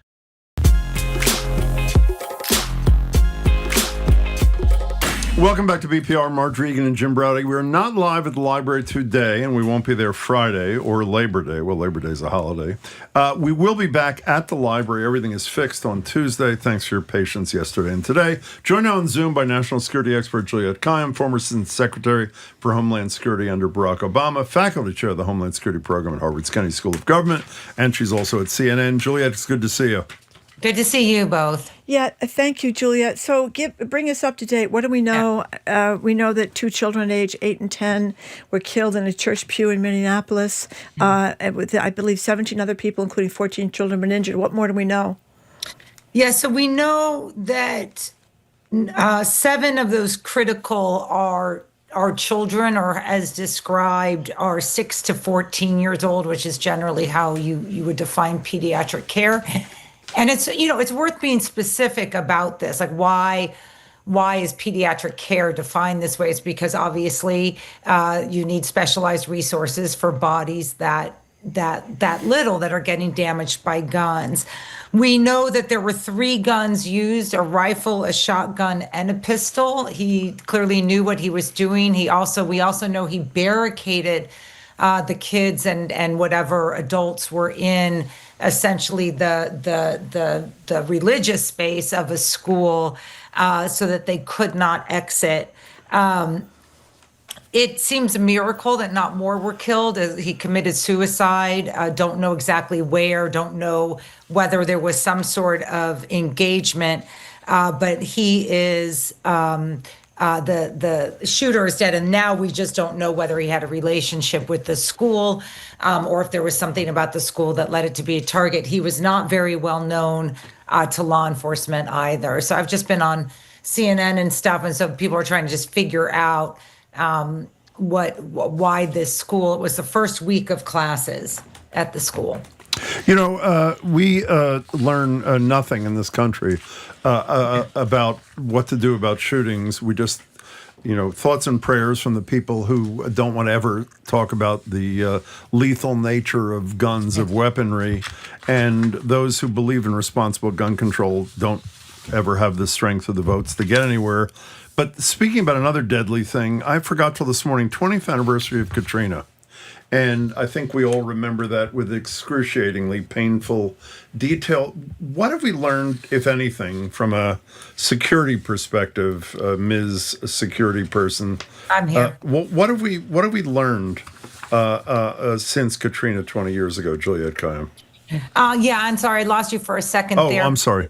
No, that's okay. I think I got the gist of it. Yeah. And it's I hate to say interesting, just given the news this morning and also some of these amazing stories of resilience. But one thing it's worth people remembering is Hurricane Katrina was only 4 years after 9/11. And I always want to remind people of that chronology, because we were a nation that was, after 9/11, essentially focused on counterterrorism, international terrorism, and the threat of it, obviously, given the trauma of 9/11, and stopping, as I say rather casually, but don't mean it to be so, but for stopping 19 guys from getting on 4 airplanes again, right? You were sort of stopping the mass casualty terrorism event.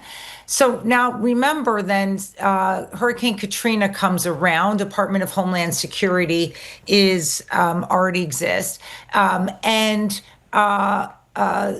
nearly 2,000 people died around, not in New Orleans, but because of Hurricane Katrina, so in surrounding areas as well.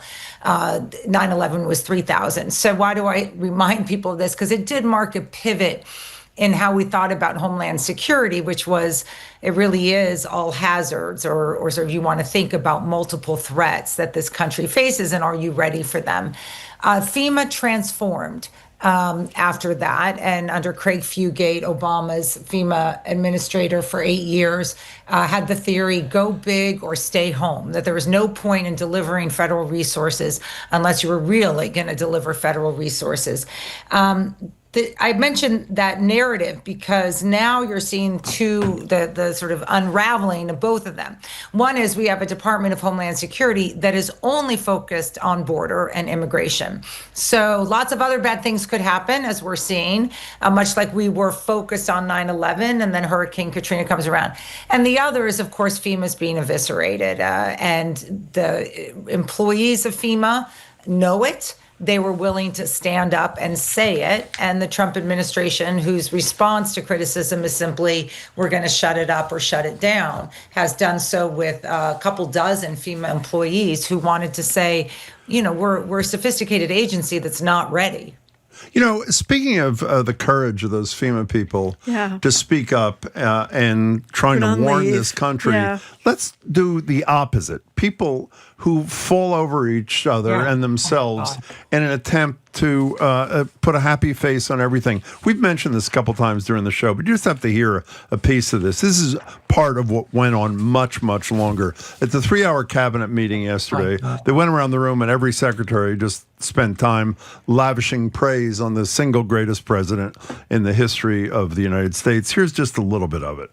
Mr. President, I invite you to see your big, beautiful face on a banner in front of the Department of Labor, because you are really the transformational president of the American worker. Thank you for saving college football. You are going to save the whales on the East Coast because of this. Working for this government, for you, is the greatest honor of my life. There's only one thing I wish for, that Nobel committee finally gets its act together and realizes that you are the single finest candidate since the Nobel Peace, this Nobel Award was ever talked about.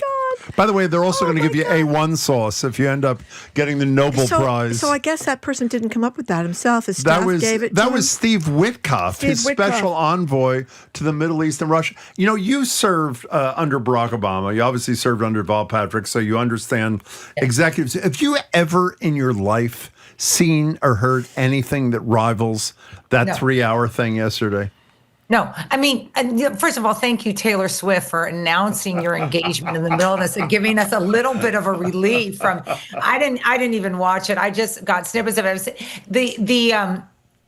The cabinet meetings are when Twitter becomes fun again if you're not watching them, because you're just getting people completely taking things that you think, is this real? And then it's actually real. Look, this is what Trump wanted, and this is what his cabinet wants. This is a cabinet of compromise, not qualified, conspiracists. People whose expertise is in their space is often not strong. You mentioned A1. You were clearly referencing the Secretary of Education who read a speech saying A1 instead of AI. One of the best ever. Yeah, that was, And Nobel Prize is pretty good, too. Noble. Were chosen for this reason, and they know how to please him. I don't even know her name, Secretary of Labor, the one who's Lori Chavez de Remmer, I believe. I don't know where she came from. They put pictures of him up. Look, there's nothing that should be surprising as of now. I mean, I just need to remind people, and including, I like that people are starting to do this, is whatever happens in our democracy, should it maintain itself,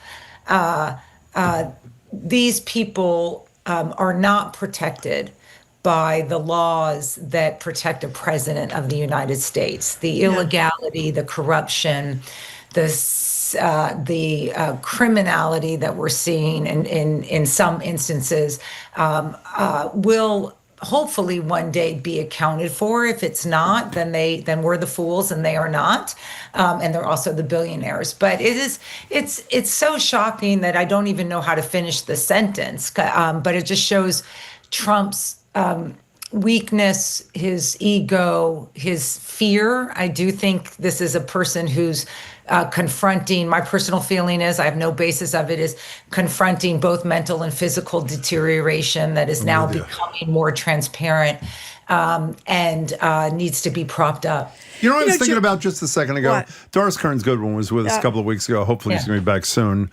Team of Rivals, obviously about the greatest president who ever lived. And what did Abraham Lincoln decide to do? Surrounded himself with people that disagreed with him. Exactly, for a bunch of strategic and other reasons. Juliette, you're down in Rhode Island part-time. This wind farm in Rhode Island, which was close to being finished, 1,000 jobs. The Trump administration has shut it down, citing national security issues. Doug Burgum was on TV last night talking about whales being that's not a national security issue. You don't want the whales to die, but that's they don't have a reason. Yeah, it's been debunked. And drones flying around among the wind farms. I mean, what is he talking about? What are the issues? So just to be clear, they're making them up. Because the review process, they being the Trump administration, the review process for this massive wind farm, which I've actually seen, I was on Block Island earlier this summer, a wind farm that is 85% done, has already been complete. So the Trump administration, because it's getting pressure from interests, I don't know who specifically they are, but we don't have to pretend, right? Is not pro wind, is not pro whale. Don't let them think that they care about the whales. And which is a lie anyways in terms of wind farm, is Donald Trump has never liked wind farms. He doesn't like them visually. He doesn't like what they look like. He doesn't understand them, about how they offset a variety of less energy efficient means of energy, and obviously the petroleum and other industries don't like it. This is shocking. It's because their stated reason, national security, and you saw them try to figure out what did we actually mean by national security. So their new theory is that drones could come and knock them out. This is absolutely true of any any visual non-underground grid system. So that is true of every city. It is true of every pipeline. It is true of every petroleum tank or water tank. It is the most ridiculous argument ever imaginable. And the idea that you would stop it because, let's even assume that they're right, you would stop it because of the potential drones rather than investing in anti-drone capabilities which are significantly cheaper, belies or exposes their absolute lie in this regard. And I think Rhode Island has no other choice than to sue. I don't know, I don't know exactly where it is, but or what's been decided yet. I think they're assessing it, but this was done purely to be anti new energy and pro coal, whatever energy they're for, which is old and the energy. jobs lost is significant too. What did you say, 1,000 jobs? 1,000 jobs. 1,000. They said 1,000, and at peak it was more than 1,000. If you go out there, I mean, literally, it was just it never crossed my mind that they would lose that this would happen. You can see them off of Block Island. I find them absolutely stunning. Yeah, me too. I find them. I think they're peaceful looking. If you're looking out in the ocean, there's nothing. And then you think, gosh, we're able to harness free thing and to have the lifestyles that we want. Why don't you end by quoting Bill McKibben as you do nonstop around wind and solar, Marjorie? Oh, well, that it's now become cheaper for people than fossil fuels. Healthier. Yeah, and it's we should stop calling it alternative energy because we should call it the cheaper energy, which it is. But that's right. No, I think that's absolutely right. I mean, I think that I don't really know how to. The market is going to find. I hope so. A way, towards wind and solar, no matter how much the Trump administration tries to stop it. It may not be the U.S. market, though. So it's interesting. So, we're focused on crypto and AI. China is focused on green energy and new energy. I'm focused on A1. I have to disagree. I'm sorry. Right. So on that note, we got to go. Thank you for your time. I'll see you next week in person. We can't wait. Thank Juliette you. Kayyem, thank you so Bye, much. guys. Bye-bye. See you later. We've been speaking with National Security expert Juliette Kayyem, former Assistant Secretary of Homeland Security for Barack Obama, the faculty chair of the Homeland Security Program at Harvard's Kennedy School of Government, and CNN's chief national security analyst. Coming up after this quick break, Boston is getting its first Labor Day parade. Next week, we'll talk with organizer Darlene Lombos. Next, I'm Marjorie Egan. He's Jim Browder. You're listening to Boston Public Radio 89.7 GBH, streaming at youtube.com/GBH News. In preparation for winter, state ecologists have been building a hotel for snakes underground. Doesn't look like much, but below the ground, the way these boulders are placed, those holes will actually create passages all the way down to the bottom. In efforts to protect a key pest-controlling reptile, this particular pile of rocks could save a species.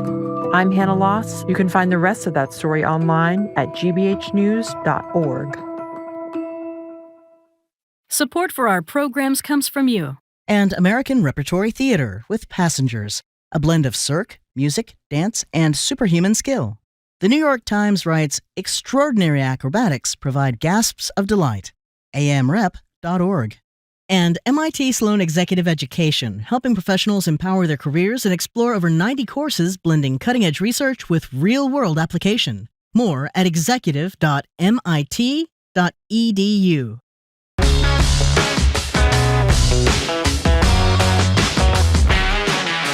Welcome back to Boston Public Radio. Marjorie Egan, Jim Braude. We're not live at the library today, but we got the good news. We will be back live there on Tuesday. We spent much of the show talking to Senator Warren and others.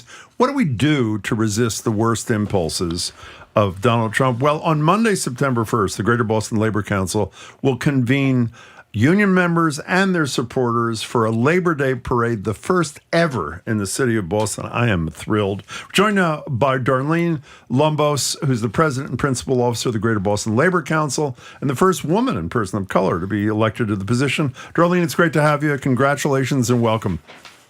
Yeah, thank you so much. Thanks for having me, Jim and Marjorie. Sure. It's wonderful to be on your show. Well, we're happy to have you. So tell us, this is the first one of these deals, one of these parades.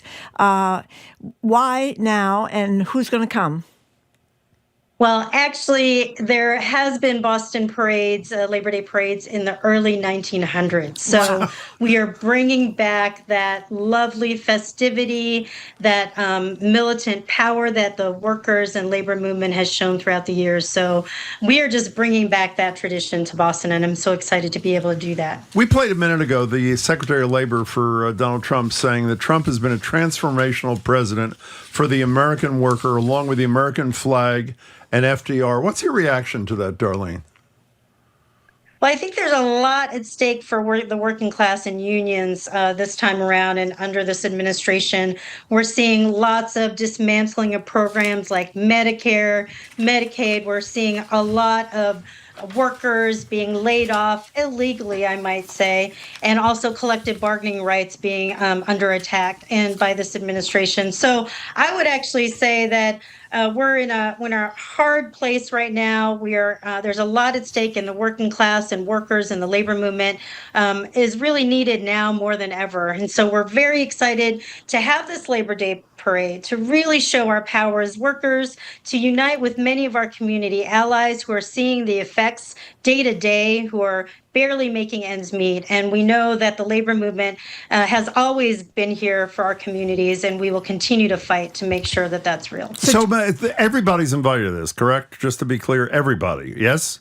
Absolutely. Everyone's invited. We'd love for you all to come, but we have a lot of our unions, Local 26 Unite Here, IBW 103, public sector, private sector, all of our community partners, ACLU, 5051, Indivisible. We want everyone to come out and join us. Where do they go? This incredible show. Where do they go and when do they do it? We'll be on the corner of Park Street and Beacon Street. We'll be lining up on Park Street and weaving our parade line through Boston Common. And then we're going to march down. Our parade route really is to highlight the incredible work that the labor movement has done to protect education, to protect healthcare, to protect housing, to protect workers, but also to celebrate our history. So we'll be marching down from that Park Street and Beacon all the way to City Hall Plaza. Darlene, we're out of time, but real quick, what time and what's the website?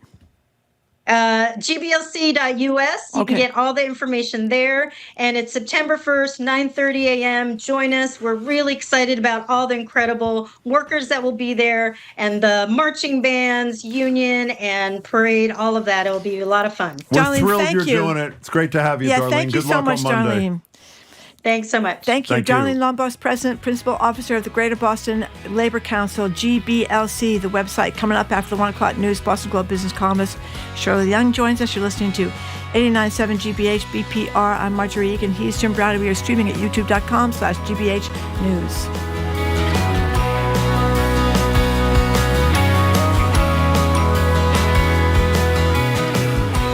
News. Support for GBH comes from you. And Newport Mansions, presenting the 20th Annual Newport Mansions Wine and Food Festival, September 19th to the 21st at Rosecliff. Seminars, tastings, and a dinner experience with Chef Marcus Samuelson. Tickets at newportmansions.org. You're listening to 89.7 WGBH HD1 Boston. Online at gbhnews.org. GBH News. What matters to you?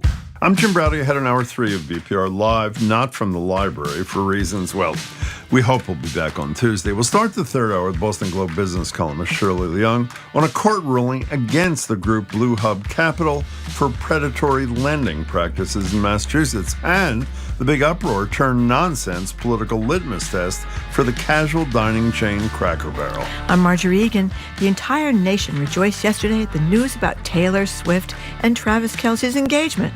Everyone except Captain Curmudgeon over here, Jim Browdy, who claims not to care. But every once in a while, I do get my way. So for the rest of the show, we're going to get your thoughts on this triumphant American love story. Our special version of Who's the A-hole? Who is the bigger A-hole? The people who care about this or the people who claim not to care? Weigh in or text next on BPR 897 GBH.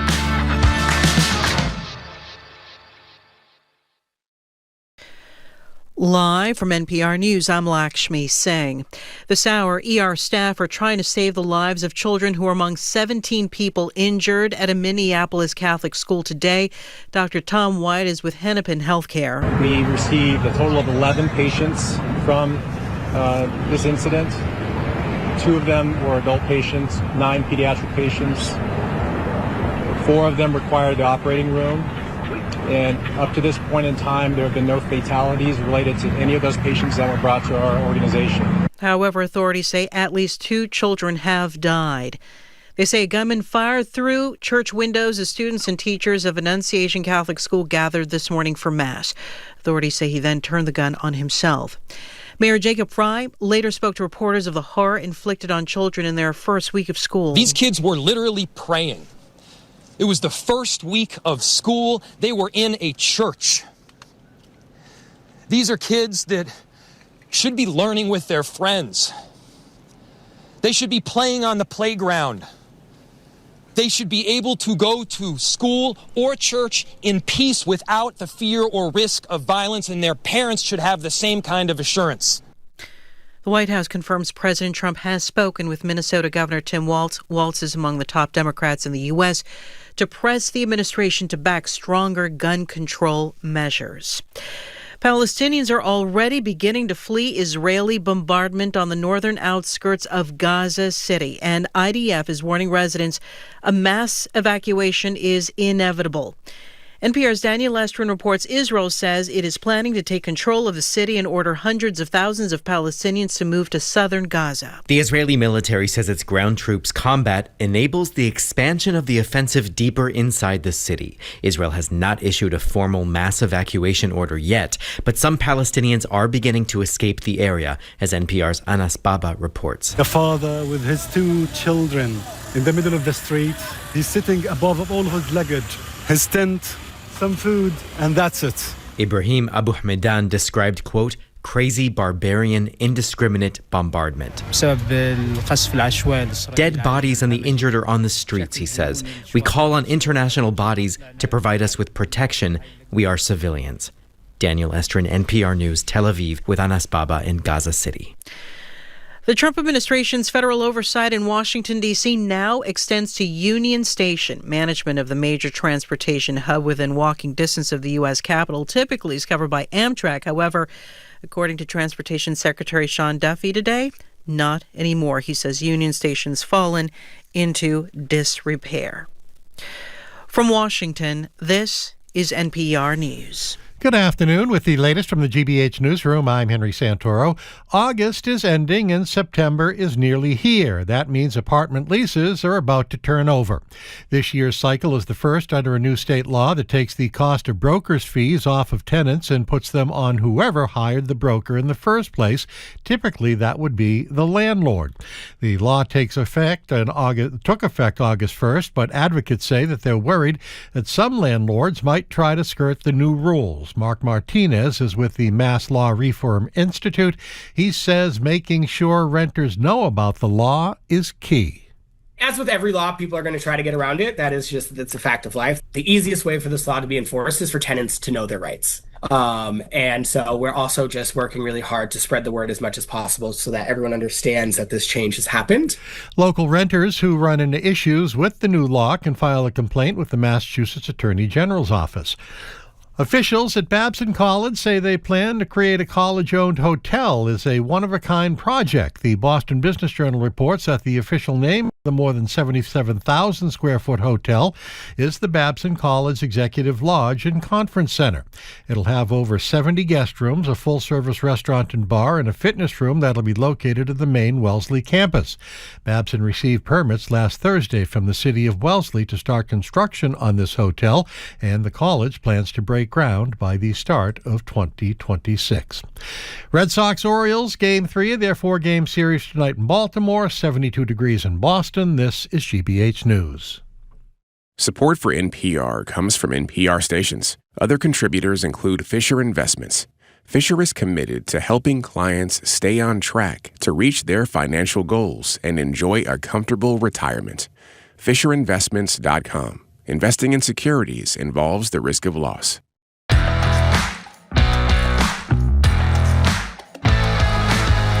He's Jim Brown. I am Marjorie Egan. Welcome to hour number 3 of Boston Public Radio, 89.7 GBH. We're going to be back at the Boston Public Library on Tuesday. We're sorry we're not there today. We're streaming at youtube.com/GBH News. Jim and I are off tomorrow and Friday, but we'll be back on Tuesday and we'll be at the library. Hello again. We're off Monday, too. That's Labor Day. It's Labor Day. That's right. Thank you. Join now, and Keith Lockhart is going to be our co-host on Friday, leader of the Boston Pops for 30 years, which is pretty exciting to us, and I'm guessing to you. We're joined now on Zoom by Shirley Leung. Shirley is Boston Globe business columnist, host of the Say More podcast. Hi, Shirley. Hi, Jim. Hi, Marjorie. I can't believe Keith Lockhart is making good in his promise. I know. He Isn't actually that great? asked on the radio, and we are thrilled that he did. He's a showman. He's a natural. I bet he'll be great. I'm looking forward. It's going to be a lot of fun. But I wanted to ask you, we just had Josh Kraft on to talk to him about the mayor's race. Yesterday we spoke with Mayor Wu about the mayor's race and other situations in Boston. What's your take on where the mayor's race is just a few days before the primary? I mean, I think a lot of us thought that Josh Kraft would be a more formal candidate. I mean, the polls show he's behind by a lot. I think 30 points. So I thought it'd be a spicier race. I mean, I guess it's spicy. People both sides are taking shots at each other, but I thought the race would be a lot closer. So I guess we'll have a better idea on September 9th when the primary happens, to see if the polls are right, if it is as close, if it is as far apart as it's been. You know, speaking of the race, I read your piece on vacation, which I shouldn't because it so aggravated me. Not your piece. One of the about Jay Cashman, who's a big developer in town, very prominent person. Only met him a few times, been very sociable and good. Saying, "I am a former supporter of. Was a supporter of Mayor Wu. Tell me where I got it wrong, if anywhere. But then this bike lane showed up in front of my house here on Dartmouth Street, and I'm out of my mind over this. This is a real problem. You went on a bike ride with us, you can tell us what the results of that were. The part that I found incredible for a grown-up, successful developer, if you support someone's candidacy and they do one thing that you don't like, do you not reach out to them and say, I'd like to voice my opinion because I support you on other things? I mean, what was the whole deal here? I mean, I think they have. I think there were attempts to talk to each other, but yeah, he is. I mean, when I say he was a big supporter of Michelle Wu in 2021, I mean he donated tens of thousands of dollars to his to her super PAC, and so he was a really big supporter. And but this bike lane issue, it just really set him off, and the two have not talked since the last fall over this bike lane. And I kept on asking, I was wondering, is it just a NIMBY thing, right? He didn't want a bike lane, right in front of his house. Is that what it comes down to? But I mean, I do feel like it's more than that. I do feel that he's quite upset about this bike lane. There must be other issues that he's upset about. with Mayor Wu. But the bike lane was one way for him to kind of really show his, dismay with her. And so were you trying to impress us where for the second time in a Shirley Leung column, you talk about perilous bike rides, one from your home in Milton last year, and this one where you're almost run over by a Silver Line bus? Is that what it was? So 3 years ago when the Orange Line was shut down for a month and Mayor Wu was encouraging alternate routes into the city, I decided I'm going to bike. I'm going to try to bike to work. And you may recall I biked with a neighbor, former transportation Secretary Jeffrey Mullen, because that was the only way I felt like it would be safe, because he regularly bikes to work. But notice it's taken me 3 years to get back on my bike in the city. And last time I couldn't sleep. I couldn't sleep the night before because I was like, I'm going to die. I'm going to die. And I die.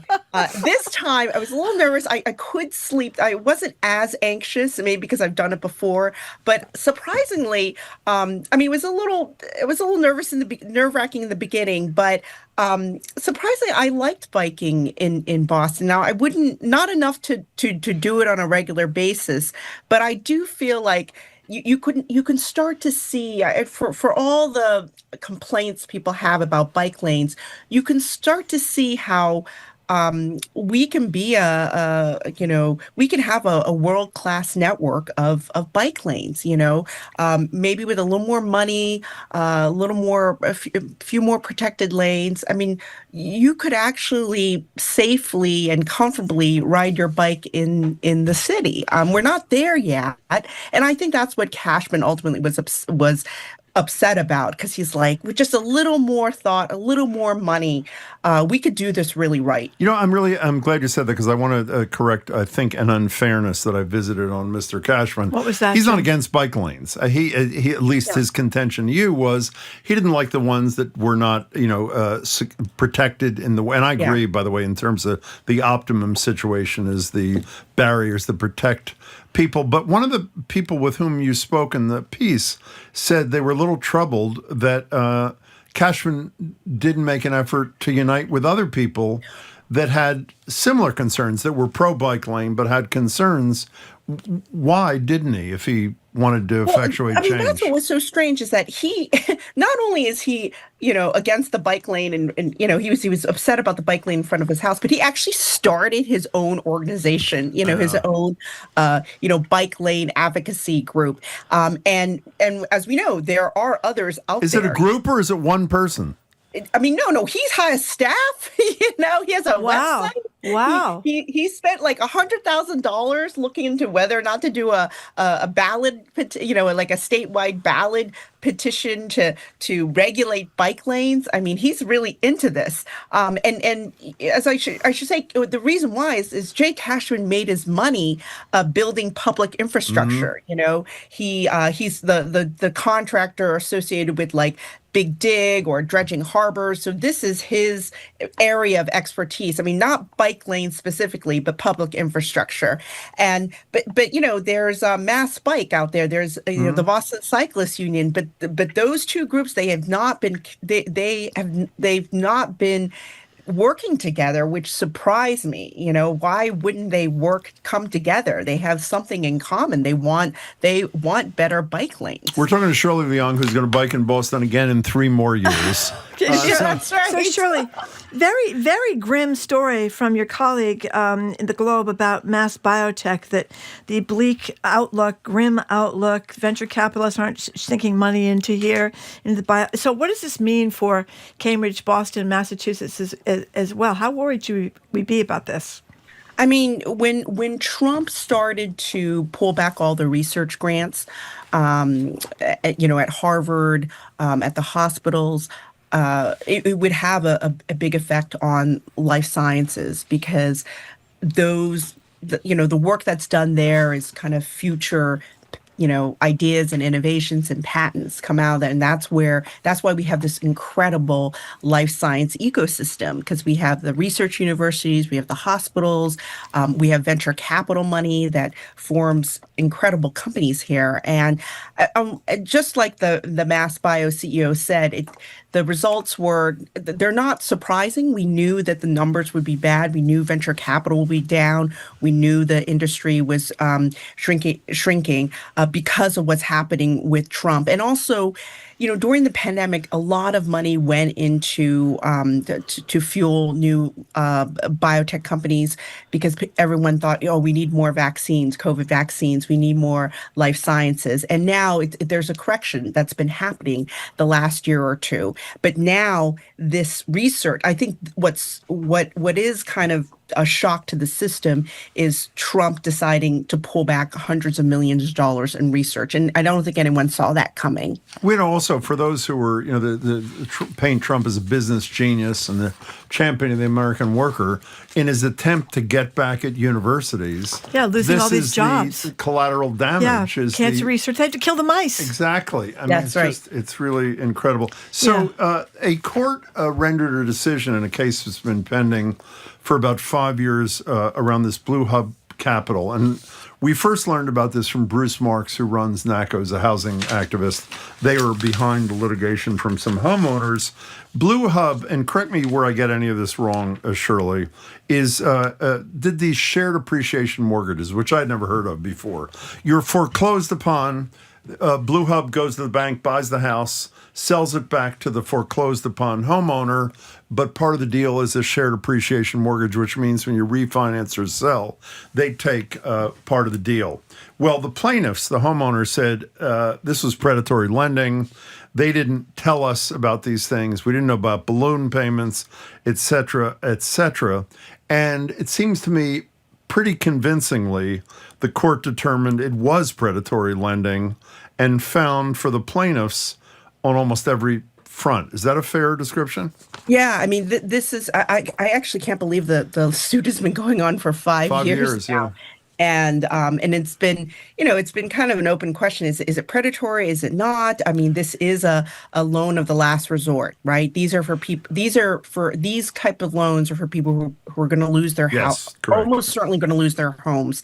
And this was, a loan of last resort that they could keep their homes and stay in their homes. And so, but the court ruled, listen, this is predatory. There was not enough disclosure about what would happen if you decided to work with BlueHub and get a shared appreciation mortgage. And so, and I think the AG, right, also has another set of regulations that she's coming up with and trying to develop around to kind of prevent another BlueHub Capital situation where people don't know, where people need to be more aware of what they're signing on to when with these types of loans. By the way, on this front, a couple more things. Bruce Marks from NACA and one of the homeowner plaintiffs is going to join us next week, and we've invited Elise Cherry, who's head of BlueHub, to join us as well. The reason we bring this up is not just because it's a pretty important victory after a long fight for these homeowners, but there are political implications, it seems to me, here too. The legislature passed and the governor signed to our knowledge, the only exemption from consumer protection laws in the state, one entity, and it's BlueHub. And again, nobody else has an exemption from consumer protection laws. They were just found to have violated these laws. But since the law that was passed is not retroactive, they weren't protected. But I guess in the future, they could violate people's rights and be protected because of this law. The reason for the complication is it was signed, we discussed this with the governor months ago, by Governor Healy, who is a friend of and has been financially supported by Elise Cherry. So and by the way, the Attorney General, Andrea Campbell, when we asked her about this legislative deal to exempt them from the consumer protection laws, I think it's fair to say she was appalled and actually has worked with the homeowners and with NACA as well. Are there implications for Healy, and should the legislature not look to maybe repeal what they did in light of this decision? Yeah, I'm wondering what will happen now that the court, I mean, I assume BlueHub will appeal this decision. Yeah, I think so. But yeah, it actually gives more ammunition or more cause, for the legislature, puts more pressure on the legislature to maybe repeal that exemption. How do you think Healy, will there be explaining to do here? I mean, she did respond to questions from us and others about whether or not this was a problem in light of her friendship and the recipient of financial support from her, this one time ever consumer protection law exemption. Are there implications for her with the governor's race next year or no? There could be. I mean, it's early, but there could be. I'm sure opponents will try to make an issue out of this. Talking to Shirley Leung. Okay, Shirley. So I don't remember the last time I saw a president weigh in on a matter of company changing its logo, but Donald Trump, I guess, didn't like the change in the Cracker Barrel logo. It's usually got the guy sitting next to it looks like it might be a farmer next to the big barrel, the old timer, supposedly. They got rid of that and had just a sign with Cracker Barrel. And apparently this caused huge consternation among his followers, and the president himself weighed in. What do you make of this? He weighed in, and Cracker Barrel went back. Yeah. I think yesterday went back to and made an announcement they're going back to the original logo. It's pretty incredible, what's happening. But, this is par for the course for President Trump. I mean, he loves to get involved in private sector matters. I mean, he's been doing it all along, right? He's always inserting himself in, whether it's taking a percentage, getting the federal government to take a percentage of one of the chip companies, and I mean, he's been left and right. He's been involved, and there's a term. There's a term for this. It's like we know absurd. That's what the term is. Lunatic. That's what the word is. They call it what is it? That we're moving towards a more, what they call a state capitalism, right? Is that what it's called? A state capitalism? Yeah, I think so, yeah. Where the federal government really plays a bigger role in the private sector in capitalism, and he's doing this left and right. I thought people got upset and called that socialism, the federal government playing a larger role. It was socialism when the Democrats. I want to talk to you a bit about him having the government become investors in things like Intel in a minute. But this Cracker Barrel thing is so insane. I don't know if either of you just said this. The criticism was eliminating the guy who's leaning on the Cracker Barrel was a act of wokeness. Too woke. It was too woke. And right. the symbol was sterilized. And the fact, I mean, the company did what I assumed the company had to do, because it was going to be, what was it, Bud Light or whatever company got in trouble because of the trans. Right. The stock was impacted. Right, exactly. That was kind of incredible. I mean, it is really, this is what we occupy our time with in high places in this country. What do you think, as a business columnist, about the United States becoming an investor in companies like Intel and things like that, Shirley Leung? It makes us rife for potential conflicts of interest, right? Between the government. I mean, the government has to make a lot of decisions and regulations, and has to govern. And now they will govern with whether it's President Trump's personal interests or the federal government's personal interests. So it's terrible. It makes it really hard to be a CEO and trying to make decisions about how to invest or what to do, because you don't know how whether the federal government will decide to get involved. Yeah, he's taking over the entire country basically on every kind of different level. We talked about this earlier, but with Senator Warren or Juliette Kayyem. We talked about Lisa Cook. Senator Warren. Yeah. She's the governor. Federal Reserve she's governor. The governor of the Fed. We've been hearing for a long time how important it is for the Fed to be independent. The stock market was going to react horribly if there were moves against it. Well, it hasn't really reacted horribly, and Trump made a move against it in trying to fire this Lisa Cook person. In your business world, are people upset by this, or? Oh, yeah. Yes. I mean, you won an independent federal bank, Federal Reserve Bank. And this, was one thing, he couldn't remove Powell, the chairman, so he was giving him a hard time. Very hard time. Remember the press conference with the hard hats? One of the best. You know what Elizabeth Warren told us this morning? She has watched it many times. Over and over again. Well, it was perfectly done. Powell's timing. Powell did well. He did great. in an understated, brilliant way. He rather humiliated the president. How I was like, I give him a lot of credit. We should, by the way, but he says it's $3.1 billion. Powell politely says, no, it's not. I haven't seen an estimate like that. So Trump's really proud. He has a piece of paper in his pocket, and he pulls the piece of paper out, hands it to Powell. Powell reads it, and he says, no.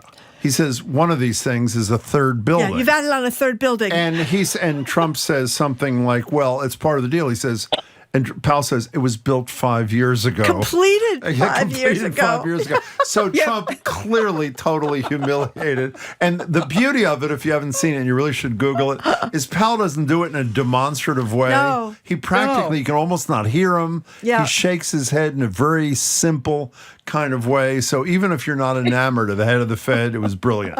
It was almost like an old married couple. Yeah, right. That's exactly. That's good. Yeah. And then afterwards, Trump tried to brush it off. He's like, slapping him on the back, and like it was like the whole thing was bizarro. But this he's found a way, and I didn't even think you could do this. He's found a way to try to remove one of the governors of the Federal Reserve Board, and these are the people who decide on interest rates. And I don't know why he would do that, because and Lisa Cook, she's fighting it. I think she is. Yeah, she is. She's like, I'm not leaving. And I was thinking, and it's unclear to me. It's like, does she can she stay? Like, how does this work? Well, that's an interesting question. They're going to vote on interest rate issues in September. Does she get the vote? Does she not get the vote?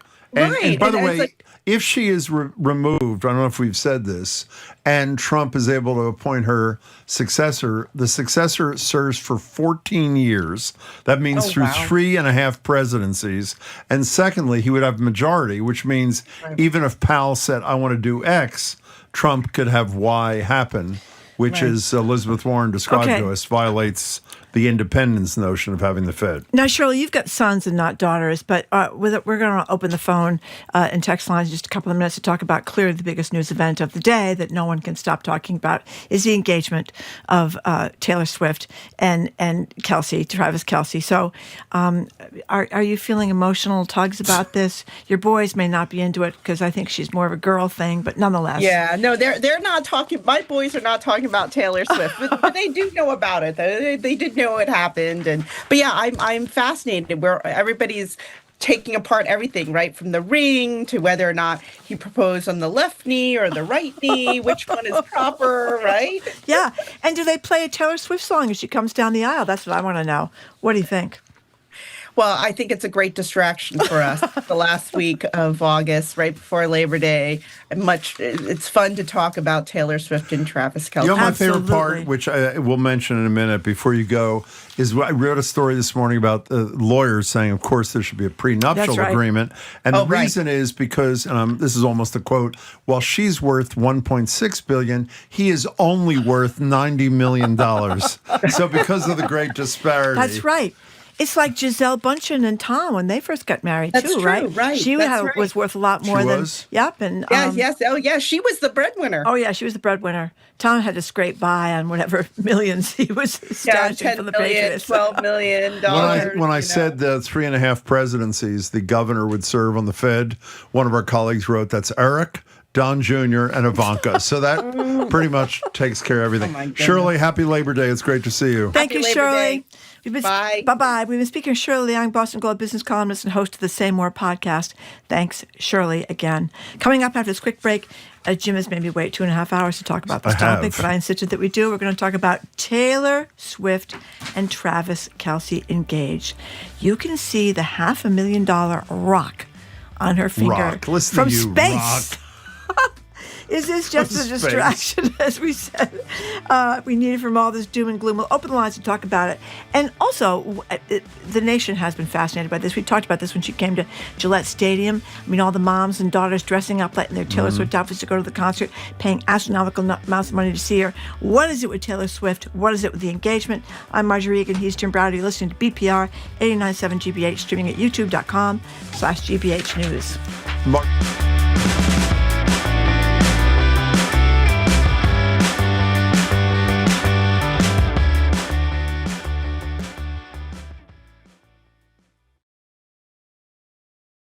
Help fund the news and reporting you trust by donating your old car, truck, boat, or other vehicle to GBH. Learn more about our vehicle donation program online at gbh.org/vehicle donation.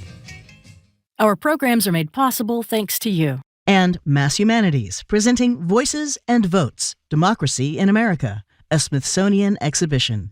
In Ashby now through September 6th, in collaboration with Massachusetts 250. masshumanities.org. And the MBTA Commuter Rail, helping riders skip the stress of city traffic and parking. Just take the train. You can plan your trip at mbta.com/massbytrain. And PNC Bank, who believes when you pay attention to the details, amazing things can happen. Like when you check the pockets of a jacket you haven't worn since last fall and find $20. PNC Bank, brilliantly boring since 1865.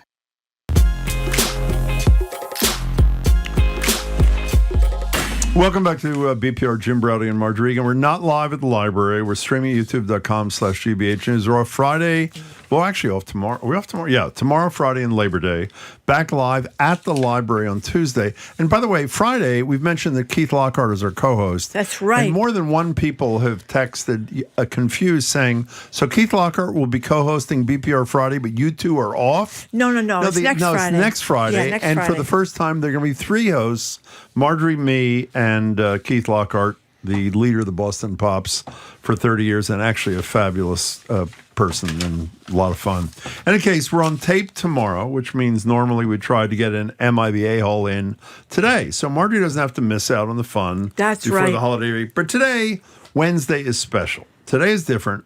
I am willingly, Marjorie, I repeat, accepting that I am in fact the a-hole because I have a confession. I do not care about Taylor Swift and Travis Kelce's engagement. Okay, well, Jim, this is the Cambridge coming out in you. You're the a-hole because you're pretending not to care about it, just like everybody else who says they don't care. Okay, so regardless, I don't want to talk about it. Marjorie does. I lost. The lines are open. 877-301-8970. As Jennifer Weiner writes in the New York Times today, thank you, Taylor and Travis. I needed this. Others on the internet liken the engagement news to the gym teacher getting married to the English teacher at your high school, and there's something so American about it all. Are you a true American patriot like Marjorie or an a-hole like me, curmudgeonly pretending? I'm not pretending, actually, to not give much of a damn. Okay, we don't give a crap about your opinion. Actually, I said that earlier today. Well, 877-301-8970. Let me just tell you something. There is another reaction to this whole thing. Here's a compilation of some of the reactions on social media compiled by none other than the New York Times Daily Podcast. Here it is. Taylor Swift is engaged. Taylor Swift is engaged. Oh, it's huge. The ring is ginormous. This is so exciting. No, I'm going to throw up. I'm going to throw up.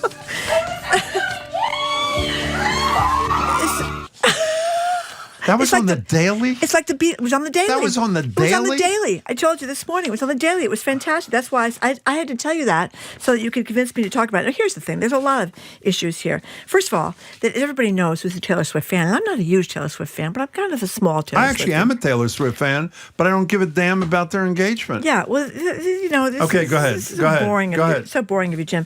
So here's the thing. She has been making her whole career singing about the ups and downs in her romantic relationships. So what does this mean? Does there have to be an NDA, no non-disclosure in the prenup, because you don't want to be talking those candid song lyrics about her marriage, or do you? What is she going to do? Is she going to write about that? Suppose things go south and they wind up, getting divorced. You're going to write about that? I mean, you have to think about that. Then there's all the other issues about the wedding. What will Taylor Swift wear for her wedding? Point, yeah. What song will they play when she comes down the aisle? Wedding, will they play a Taylor Swift song? Will they play something else? Make it stop. Exactly. Thank you. That was also me speaking earlier this morning. Who gets invited to the Taylor Travis nuptials? Are they going to have a lottery for tickets for some of Taylor's fans, like they have at the Eros tour and stuff like that, where you can try to get tickets? Maybe Ticketron will take it over and they'll sell tickets. Are you going to do this for 30 minutes like this? Well, listen. I'm not the only one. Listen to this. this. Yeah. I'm a middle-aged divorcee. Here's a texter. Okay. I'm a middle-aged divorcee and not even a particularly diehard Taylor Swift fan. I found myself giddy when I heard the engagement news yesterday. It's a lovely romantic story that has helped restore my faith in men and in happy endings. Wishing Taylor and Travis all the best in this new adventure. So Zoe wrote you a note, and I was going to make this point, but Zoe made it better. It was the Eras tour, not the Eros tour, Okay. Marjorie. I said I'm only That's a half- the wedding night, I think. Oh! Not exactly. She gets it. Okay, now, I'm only a half-baked Taylor Swift fan. here's an anonymous texter. I have no opinion of it or interest in them, but resent hearing about them. Same with Tom Brady and Belichick's relationships, but Jim and Harriet Heineman, that's the story I want to hear. 877, thank you. 877-301-8097. Can I make a serious comment about this? I when I hear things like pundits, a word I hate, by the way, I can't believe I used it, say, oh, was the distraction America needs? When I heard that the first 10 times yesterday, I scoffed. And then, you know what my conclusion was? It was the distraction America needs. The only reason it got this level of coverage is not because there is the level of interest in Kelsey and Swift that you think there is, but because people needed a break from the sickness of all the crap that we're dealing with every day. So that part of it I can sort of relate to. Here's one, but oops, it just disappeared. Okay. Here's Carla from Seattle. As a Swiftie, I say the people who are annoyed with the proposal announcement are the a-holes. Our world is a horrible place right now. We need to and should want to hear good news about love from an artist who's been good to her fans, to her employees. That's true, and communities in many ways. And remember, she doesn't control the media coverage of her. And then an anonymous texter, one of our colleagues thinks it was me. Wow, thanks for warning me so I can turn off BPR early and not waste my time. Sick of this Taylor Swift crap being crammed down my throat from every outlet. She's a nice gal. Please don't make it unnecessarily important. 2 multimillionaire billionaires getting engaged. Yay. So exciting. Well, there's a lot of interesting things about this. As I said to Shirley Leung, this reminds me a little bit of Gisele Bundchen and Tom Brady before that whole thing went south, because Gisele is making much more money than Tom, and she's making much more money than he is. But obviously, he's assured in his manhood because he apparently doesn't care that she's going to make so much more money than he is, and he's going to be the breadwinner in this relationship. Can I play along and hear? You know, she was on the Kelsey Brothers podcast. His brother played for my hometown team, the Philadelphia Eagles. And when he obviously plays for Kansas City, and they played each other in the Super Bowl, I assume you know that, with the mother there, etc. And they were talking, and Taylor Swift showed up, and I believe it may have been the single most tuned into podcast maybe in history because of her. It was close to that. Here she is on the New Heights podcast with the Kelsey Brothers. It was just last week talking about Travis's first attempts to go on a date with her. This kind of felt more like I was in an 80s John Hughes movie and he was just like standing outside of my window with a boombox just being like, I want to date you. Yeah.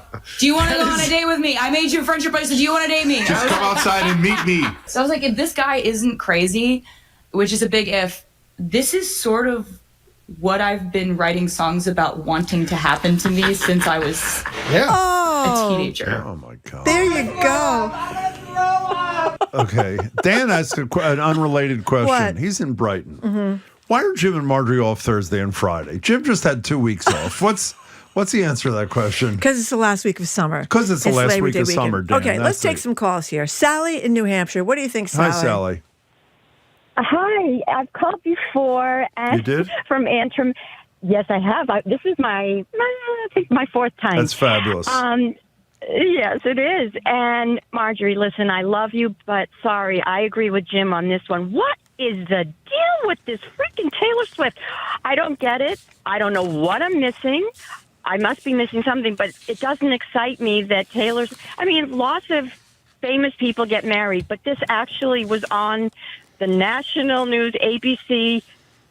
What is the big deal about this? Yeah, Marjorie's going to maybe explain we it. need to change. Don't go away. Marjorie's going to explain what the big deal is, Sally. Go Because ahead. she writes about love and romance and breakups and all that kind of stuff, and people are sort of into it. She's huge. She's huge. Don't you remember when she came to Gillette Stadium? Sally, thanks. It's not the Eros tour; it's the Eras tour, Let's whatever call it the it was. Eros tour. Whatever it was, and all those mothers and daughters got dressed up in the outfits together. They all took the train down to Gillette Stadium, and they were so excited about it. That she's 35 years old. He's 35 years old. You're thinking if she's thinking about having children, tick-tock. You don't want to wait too long, to have kids. So we're excited about that because she's had all these tortured. I think she's had more boyfriends than anybody in history. And, she's finally settled on one guy who's obviously not intimidated by all her stardom. You know what I mean? It's like, I read one of the stories tomorrow. You think of these other romances, like going back quite a few decades now, Marilyn Monroe, the biggest star in Hollywood, married Joe DiMaggio, who was a huge star for the Yankees. Tell the story you told me this morning, which I'd never heard before. Well, what happened is... This is a great one. They were on their honeymoon, and apparently Marilyn was invited to go entertain the troops in Korea.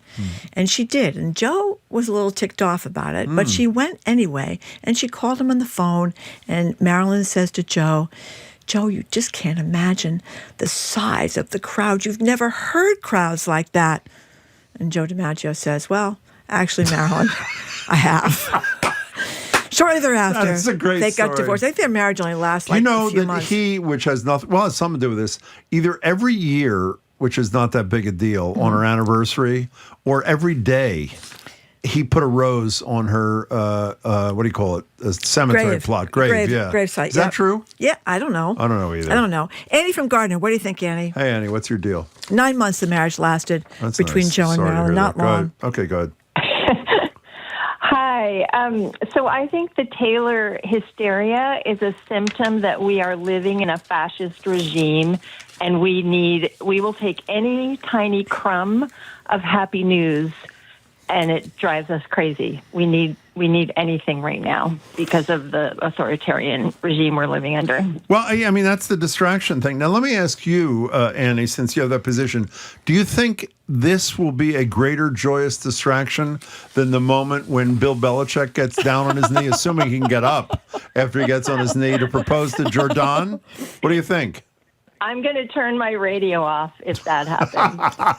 Annie, thanks for the call. We appreciate it. I don't know. I mean, don't you remember all those scenes back in the 60s when the Beatles got off the airplane and all those young women were screaming bloody murder? Don't you remember those scenes? That's a little different, don't you think? What's different about it? Well, she's a great pop superstar. They're not they were great applauding pop her superstar. brilliance as a musician and songwriter. They weren't screaming because they were applauding the Beatles musicians and songwriting. That's true, actually. They thought they were little hot numbers from Liverpool, and they were all excited about it. Here again is the reaction on social media compiled by the New York Times of the engagement of Taylor Swift. Here it is. Taylor Swift is engaged. Taylor Swift is engaged.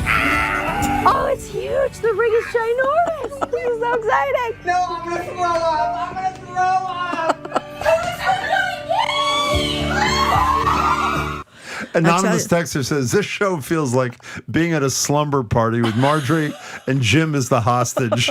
And Art in West Bridgewater, who's been with us for 25 years, says, wow, once a year I agree with Jim, make it stop. Make it stop. Thank you. That guys was Art are from all a West bunch Bridgewater. of spoil sports. You probably didn't watch It's not a gender You didn't watch thing. the royal wedding either. Oh, you did? Oh, you were into the royal wedding. I remember why you were into the royal wedding. Because Mitzi or Pipsy or what was her name? Pipsy? Kate's younger sister. Pipsy. I don't know what her name was. Pippa, thank you. Jamie actually knew. How Pipsy. embarrassing is that? Pipsy. Jamie runs to the mic to tell us Pippa. this woman's name. Why were you so entranced by the royal wedding, Jim? Because she had written her PhD thesis. I think it was on interplanetary something. It was so thoughtful. And, there's another. The anonymous texter is correcting you. Oh. She is saying, Marjorie, divorcee is pronounced divorcee, not divorcee. Oh, sorry. And she also is reflecting back on you calling it the Eros. Yeah, well, I have difficulty pronouncing but things. the Eros, may have but noticed that makes a lot of sense. Thank you very much for that correction. Okay. Melora and Bellingham. By the way, before you go on, Yes. this is another brilliant text What? from Mitch in New Bedford. We need to focus more on important things. Like, what's the latest with the Coldplay concert couple? What is the latest That was with another that great couple? story. Well, you got to feel sorry for those couple. I mean, they were I know, where bad. are They shouldn't have done what they No, did. they shouldn't have done what they The head of the CEO company and the HR was person. caught on the jumbotron We with know a this. warm embrace with the head of HR. Where are they? Well, I think that they're probably worried about their own prenuptial agreements at this particular point. juncture, I would guess. Well, Laura, I interrupted you. Hi. My apologies. You're in Bellingham. Hi. Welcome. Hi. Hi. First time, long time. Love that. I can't believe this is what I'm calling about first. Nor can I. I am only a moderate Taylor Swift fan, but my position is that you hear a lot about who really is excited about this and who could care less. And there's a lot of noise about the people who are annoyed that we're talking about this. Yeah. And if you could care less, move on. News happens every day that I could care less about. I just move on with my life. If you're excited, why would you disparage somebody else's excitement? This is a really happy, uplifting story that people can get behind. Like, everybody's watched this story play out. Melora, can I tell you They something? can enjoy it a little. You're basically, I am. That's lovely, Melora. Thank you. I'm like a captive here. I would not be voicing my uninterested Yes. opinion were it not for the fact that Marjorie is foisting it on me. Other than that, I totally agree with you, Melora. If you're unhappy about it, move on to something else. And as of 2:00, Jim, I will. Melora, like- thanks for your call. Jim, we really appreciate it. Like all the Canterbridgeans, he's Yeah. above the fray. He doesn't care Oh, about you're these from matters. Brookline. Well, let's talk about policy and the budget and what's going on. I mean, that's what you care about. Yes, exactly. Thank you. I Okay, appreciate that. here's a clip from So High School. This is a song from Swift's latest album, The Tortured Poets Department. And fans say, Jim, What? it's all about Kelsey. No.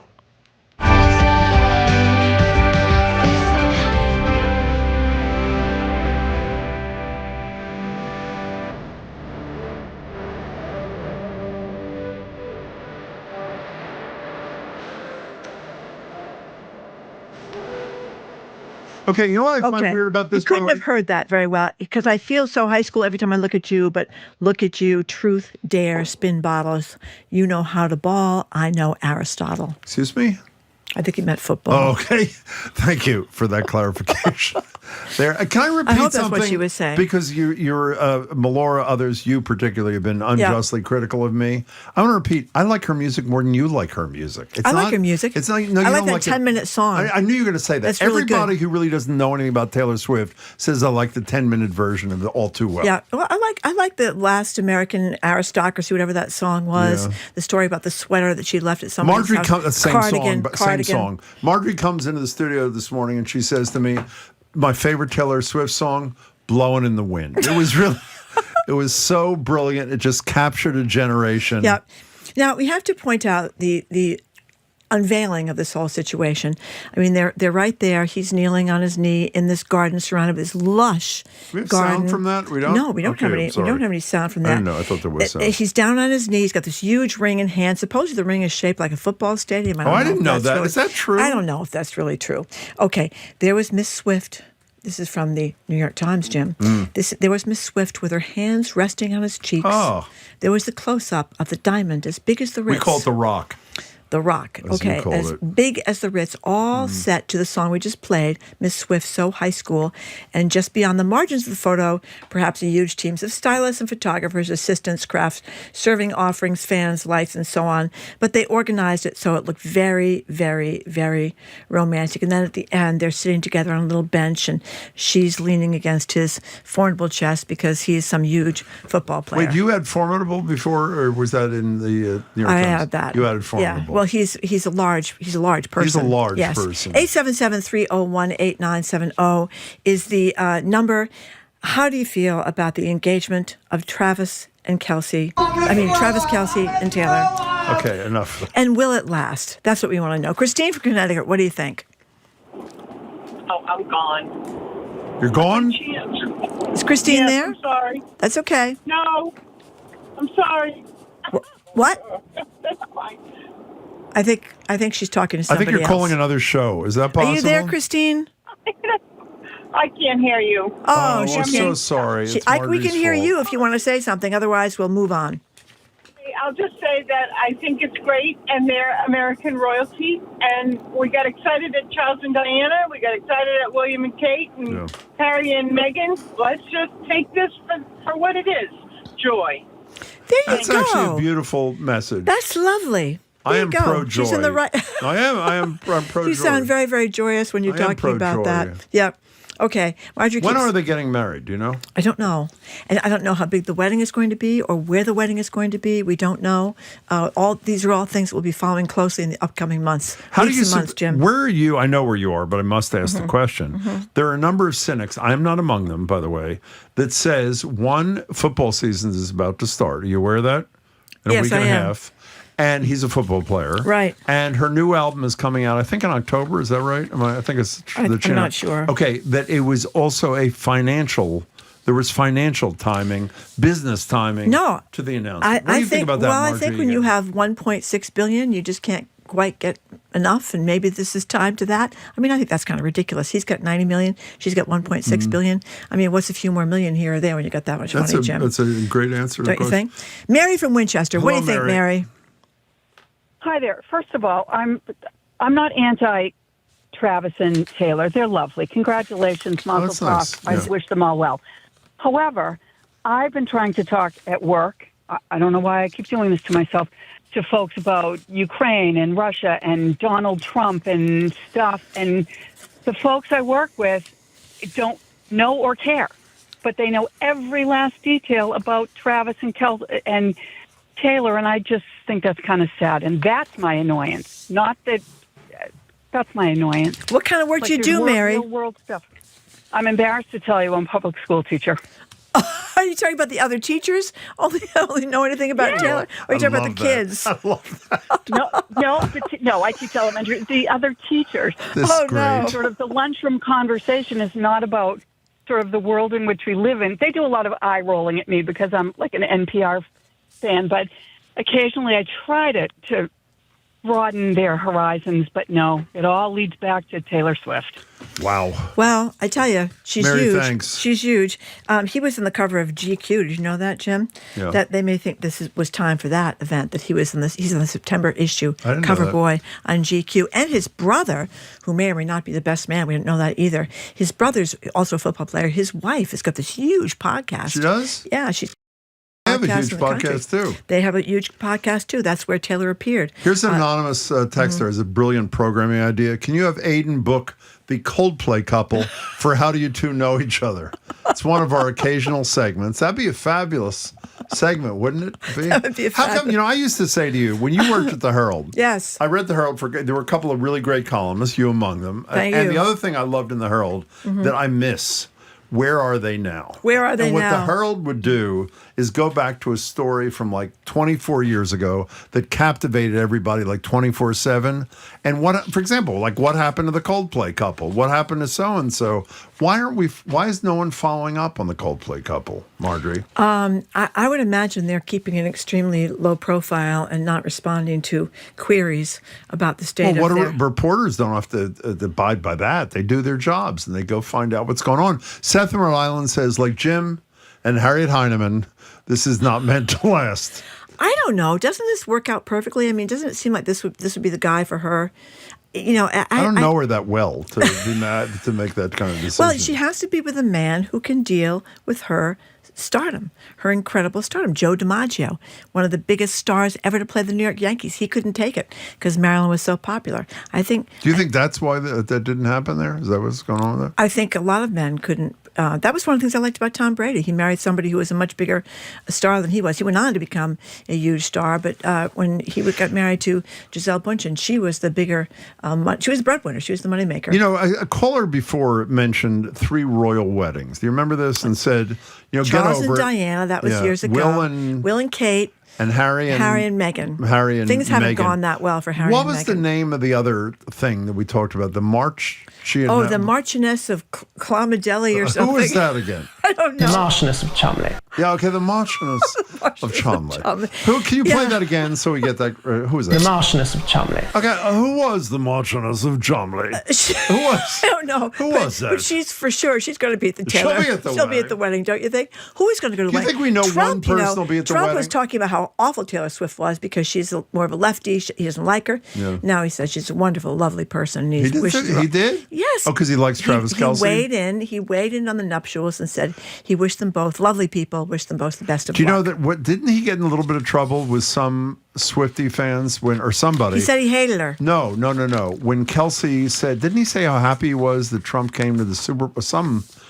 I should know what I'm talking about. Can we hear, this will break the Marchioness one more time? The Marchioness of Cholmondeley. Thank you. Now, but it'd be really good if we knew who that was. Can someone type on our screen, who is the Marchioness of Cholmondeley? We don't know. You don't know But Donald either? Trump did say he hated her. Then he's changed his mind. And now what he exactly said, I was paraphrasing before, I think he's a great guy. I think she's a terrific person. So I wish them a lot of luck. So he's done a 180 apparently. That's really, really nice. He's not coming down on the Travis and Taylor. Don't worry, this is almost over, everybody. Jose, you're in Weymouth. How are you about this or that or whatever it is? Hello. Hi, hello. Hello. Well, I'm not a fan. I like her. I like him. But ultimately, if they're happy and they want to marry, that's good for them. They share cute pictures. We enjoy them, but ultimately, I won't be eating that cake. So let them enjoy it. We won't be eating that cake either, actually. So, Jose, that was a totally correct and uplifting call. Listen to this. If they're happy, we should be happy. On the other side Thank of the you. coin, here's a texter who says, I had a cavity filled last week, and the entire time, the dental assistant and the dentist talked Taylor Swift. The assistant was in her 30s, and the dentist is an Indian gentleman in his 50s. Apparently, all ages and all countrymen and all ethnicities love Taylor Swift. I'm going to throw up. Thank you for that. That's really... Mike and Worcester, what do you think? Wait, Mike, hold a second. The Marchioness of Cholmondeley is a British peeress. I don't know what that means. Former model and former political staffer. She is married to the 7th Marquess of Cholmondeley. She's rumored to have had an affair with William, the future king. Is that true? You would know. Well, there's been a lot of talk about it, Jim. Is that really true? I don't have the inside scoop on that either. Wow. Let's hear from the Marchioness one more time, see what she says. The Marchioness of Cholmondeley. Yeah. Who is saying the Marchioness? Who even is that? Do you have any idea who these people are? I don't know. Okay. Why don't you... Okay. A Marchioness of Cholmondeley, excuse me. Why don't you wrap this up, because you really were into this. Here's another texter. I'm not a Swiftie, but this is like Diana and Charles, something that every rom-com, Hallmark card movie works on. The boy gets the girl, and the girl gets the sweetheart guy. It's very hopeful, and it's also uplifting. Wow. Make it stop. Thank you. Was that a caller? Was that a caller? No, that was actually a caller to the show. I think it was a caller to the show. And what was she calling about? I don't know. Zoe's It was telling bad. me what it was. Okay, I guess it. we're about done here. No, we are really done here. Paul from Marshfield says Marjorie just said she was half baked. I believe her. Well, I am half baked, so it's okay, Paul. But I'm baked on this one. I'm very happy. You were about fully this one. baked I'm on fully this baked one. on this Yes, one. you are. It's beautiful. Okay, thank you for listening to another edition of Boston Public Radio. You can keep up with us 24/7 by way of our podcast, or check out our TikTok page at Boston Public Radio. We are on tape tomorrow, Friday, and Monday because we're taking a few more days off, and we're very grateful we're taking the days off for the Labor Day weekend. So we'll be playing some of our finest, most re-airable recent conversations, including moldy chestnuts like Jim's Topo Gigio impression. I think that was Topo Gigio. No, do yours. Yours is... Eddie, I love you. How's that? Yours is much better. Thank you. Okay, and notice my Mr. Ed is better than Mr. Ed did, Mr. Ed. We're also going to hear from... Wilbur, open the door. It's a horse, by the way, for those who are younger than 100. Apparently, we're also going to hear from Jim's former girlfriend, the noted shot putter.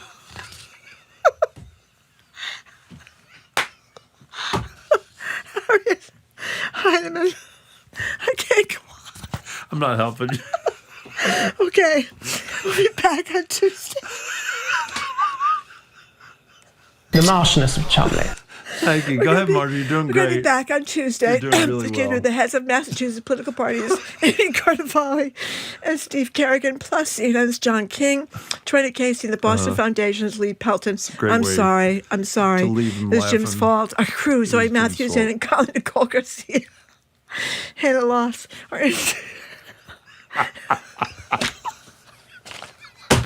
Make it stop. Our engineer, John McCloud Parker, Bill Oh, Piacentelli, you're in the God. board today. Thanks to Bill. Colin Cockrell ran our YouTube team. Thank Yep, you for he that. did. And our executive producer, Yep. Jane Pavonia. Stay tuned to the Culture Show, which is starting immediately after us. It I'm is. sorry I couldn't stop laughing, but Yeah. you know, when I think of Harriet Heiner, when I think of shot putter, what else really- can I do? That's so horrible. Marjorie will be disciplined for this, but she'll be back on Tuesday, as will I. Have a wonderful Labor Day weekend. Thanks, everybody. Bye.